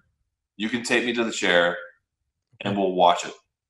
Okay. All right. Okay. I'm down. Yeah. Look, I have to, I don't think I've ever told anybody, or I don't think I've mentioned it here on the podcast, but, so I always talk about, The Hobbit is what I read in 6th grade. And that was something that I was just like, oh yeah, this is awesome. I never even realized it. And I know for a fact that we used to watch this. I didn't even know what it was. And as when I was younger reading The Hobbit, the animated, it was my grandma, when she would babysit us, that was on. It was either Rats of Nim or The Hobbit, the animated movie. Yep. We had a couple that she would put in, and I totally, it's one of those things that's just been in the back of my mind. And I've always kind of, like, anytime it comes up or we're somewhere and people mention it, I just think, yeah, Grandma used to show us that. And I thought, that was before I read The Hobbit. That's amazing. That was actually, what was your impression of it as a kid? Did you like it? We liked it. I remember we liked it. We had no idea what was going on because we were that little. I mean, we were young. And I just remember it being, kind of cool. Same thing with the Rats and Nim. I had no idea these rats were running around, saving the day with a couple mice too. Pretty cool, That's awesome, dude. Anyways, yeah. So Jonathan, thanks. Yeah, it's beautiful. Really, really cool. Good to hear from you guys. And yeah, keep sending in your Tolkien stories. We're still catching up on those. We're trying to do at least 2 an episode, and yeah, I think still snowed under though, aren't we? We're still snowed under. We are, and that's fine. Yeah, it's great. Gone through and really kind of got everything, for the rest of the series. We've got everything scheduled there, and then I've got plenty now to roll into The Hobbit and so on. So it's great. Love it. Great. It's beautiful. Yep. All right, my friend, time for strawberries with cream. Short and sweet this time. Maybe. We haven't heard our answers. Name a time you've never been more glad to return home.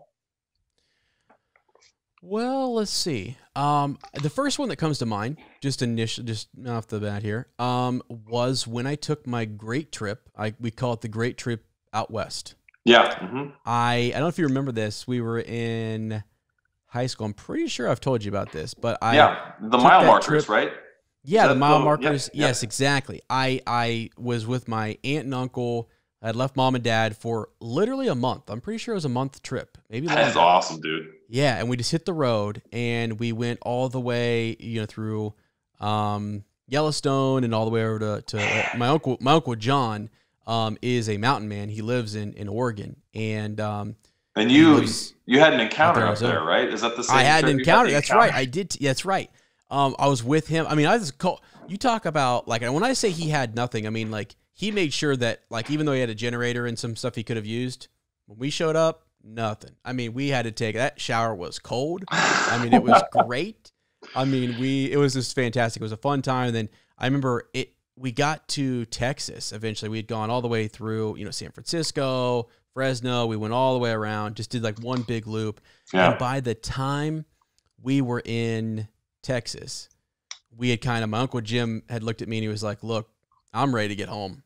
I'm ready to get home." Man. And I was like, "Yeah, me too." My aunt had actually flown back because my grandma, who I just mentioned, was sick and who had some issues and stuff. So she flew back from like Seattle. Wow. So we were with Uncle Jim, and you talk about a party. And it was so funny. We tease my Aunt Rita all the time. Like, once you left, that trip really took off. Like, Uncle Jim let us do all sorts of crazy stuff. It was fun. That's awesome, man. But yeah, I felt like had to get back home. And get this, when I got back home, I had been wanting to get a car and stuff like that, and the car that I was driving, I don't know. Wait, my dad was always into. Yeah. Did your dad get rid of your car? Well, no. So I actually they were driving the Oldsmobile, the one that like the 88. Yeah. For a short time, I had the Dodge Shadow, and when I came back, I remember being at my Aunt Rita's and my dad having the Dodge Shadow there. He's like, "You should drive this back. I just bought it for like $500." And I was like, "What?" He's like, "That's your car for now." Like, it was just kind of funny. That's sweet. He's like, "Yeah, I need you to pay me back later. I know you just went on this trip," but like, Dad was just making decisions. I'm like, "Why didn't you even get to pick this car?" But I loved it. That's awesome. So when I went to New Zealand the first time and I came back and my Jeep was gone. Really? Looked at what happened to my Jeep. He was like, "I sold it. Bought a motorcycle." I was like, "Okay, all right." So the exact opposite happened to me. I never bought the Jeep, so it was technically his Jeep. So yeah. Dad could do whatever he wanted, but I love that Jeep. You remember that Jeep? I do actually. I do. Yeah. Yeah. Gone. Wow. Forgot about that. The time I've never been more glad to get home was actually, surprisingly, in New Zealand when Sarah and I went. I think partially it was a long trip. We were there like 7 weeks, and yeah, I mean, I've never wanted to be back home more. And even though I was with Sarah, and like anywhere is home when you're with, person you love. I mean, there was just something about like, and also being so far away, you're on the other side of the earth for an extended period of time. It's like, I just want to go back to my little corner of the Shire and not go anywhere for a long time. That's something I do. If we go on a big trip, even if it's like just a couple states away, when we get back home, I'm like, I'm good to not leave the house for weeks. Like I need to be grounded back at home base. No more trips for a while. No, it's funny. Like and the older I get, like as soon as we start leaving, I'm like, let's head back home. Let's go back home. Yeah. I don't know. It's just something about knowing there's limited time on this earth and loving. I truly, I'm not even kidding. My favorite thing to do is especially during this, and since we got the van, right? Even this last couple of weeks, we've been going on drives, and whether it's going out towards Circleville or going into Lancaster and seeing Mount Pleasant and just all the hills open up, or going out. If you go 10 minutes from here, you can there's this part of the road. If you're heading towards Chillicothe, there's this part of the road that just opens up, and Amanda's up here, right? And Chillicothe is down there, but the Chillicothe also has these like what we call mountains. And there's this, I got to take you on this road, man. It just opens up and you see these this blue ridge line in the distance. And it just doesn't look like, right. It doesn't look like what people imagine Ohio to look like. It looks like, was that the start of the Smokies? Like, what's going on here? And it's just, I love finding little corners around where we live. So yeah. That's cool. All right, man. How can our friends share the load? Well, again, I'll go back to this, and I have to emphasize it because we always appreciate you listening all the way up until the very, very, very end. Yeah. But if you do go subscribe over there on YouTube, you're in for a special treat. We've got a couple special videos that we've done, and we're looking forward to doing a lot more content over there. And honestly, right now, that legitimately, if you want, that's the only one I'm going to give you is literally just to go to YouTube and smash the subscribe button. I feel like I'm like, just because it's so fun. We are having so much more like fun. This is new energy where we're having these conversations, and you'll see it. You'll be able to tell when you see these videos. Just how much fun we're having. It's just cool. It's a nice element. I don't know. I think it wasn't until I honestly never thought about it really, because we filmed remember the very first episode we filmed? Yes. I think we have that somewhere still. We do. I have it somewhere on, that's the thing. I got to start preserving. I've got to start preserving the reread. That's actually a whole nother thing. I have to talk to you about, which is crazy because we're so far. Like I need like a hard drive to put this stuff on there because if the file gets lost on the interwebs, it's gone. I need to have it to upload it. We'll start the archives. I guess what you're saying. Like we had one camera right up here, and it was shooting down on the table, and it was just it wasn't even connected to the audio. I don't think. So it was just there for us to kind of remember the moment. Right. We did that, and it was like, well, we're not gonna. We're just gonna let's make less work. Let's just record and talk. Yeah. And it wasn't until Kevin McKeegan said, "Why aren't you guys recording like on YouTube, like videos?" We're like, no one's going. Who would watch us talk for 3 hours? And Kev's like, I would. He said a lot of people would. I was like, okay. And we both were kind of like, yeah, whatever. Sure, Kev. And then we started thinking, we're like, well, why not? Like we do goofy stuff, and we see like moments happen. The phone falls, Keto Man breaks out. A voice comes out of me that I've never uttered before. Speaking in comedic tongues. Right. And it's just crazy to see how it went from that to like slow realization to us messing around to now we're recording and filming every episode. And yeah, it's just cool. It's great. Like, it'll be something that we can look back on someday too when we're old men. It'll be something our kids can enjoy. It's just cool. It's cool. It feels like you're like in the room with us even more. So, well, hey, I can't wait for the day when Winnie says, she's like, Uncle Ez, that looks like you got some gray in your beard. Got some gray. I'm gonna say, that's just my blonde. Winnie, that's blonde. That's actually my youth right there. That's youth. I actually dye that. My kids don't believe me, but I do. Oh man, that's hilarious, man. But yeah, head over there, subscribe to us. Again, type in an unexpected podcast, hit subscribe. We'd love to see everybody over there and just go crazy. Don't do anything else. No reviews, no nothing. Just go over there, do that for us. We'll love you forever. Yep. And then pick and choose. There's also a couple Jamie or Lainey Oliver videos there, so you get to see cute little Winnie. My. As well as me trying to cook food, so that's cool. Lane, I forget too that some people, we've done stuff and they're going to catch up to stuff later. Yeah. And so if you're one of those people who because the post, it's kind of like when time we post travel, stuff, isn't it? it's weird because you posted on the Facebook group, the Lainey Oliver stuff was there. Those are like little hidden to me, they're gems. Like, go back and check some of that stuff out, because you wouldn't find it on the Facebook anymore because it's so far buried. You have to scroll back for months and months to find it. I don't even know how you get there. You probably wouldn't be able to. You have to go to videos probably in the group.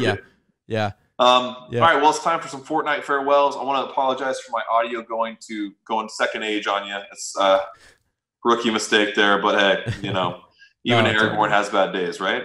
Butterbird definitely does. Next time, we're going to be in for a scourging, and it's not as pleasant as it sounds. Okay. No. All right. Is it a scourging or what's going on? It's scourging. Yes, it is scourging. Oh, that's great. Good. I'm glad you've done some, because I was nervous about that. So scourging. Yeah. All right, friends. If you like our podcast, don't forget to subscribe on YouTube. Yep. Like us on YouTube, and write a comment over there as well. On YouTube. Send us a Shadowfax. We'll see you in Fortnite, and remember, Frodo lives.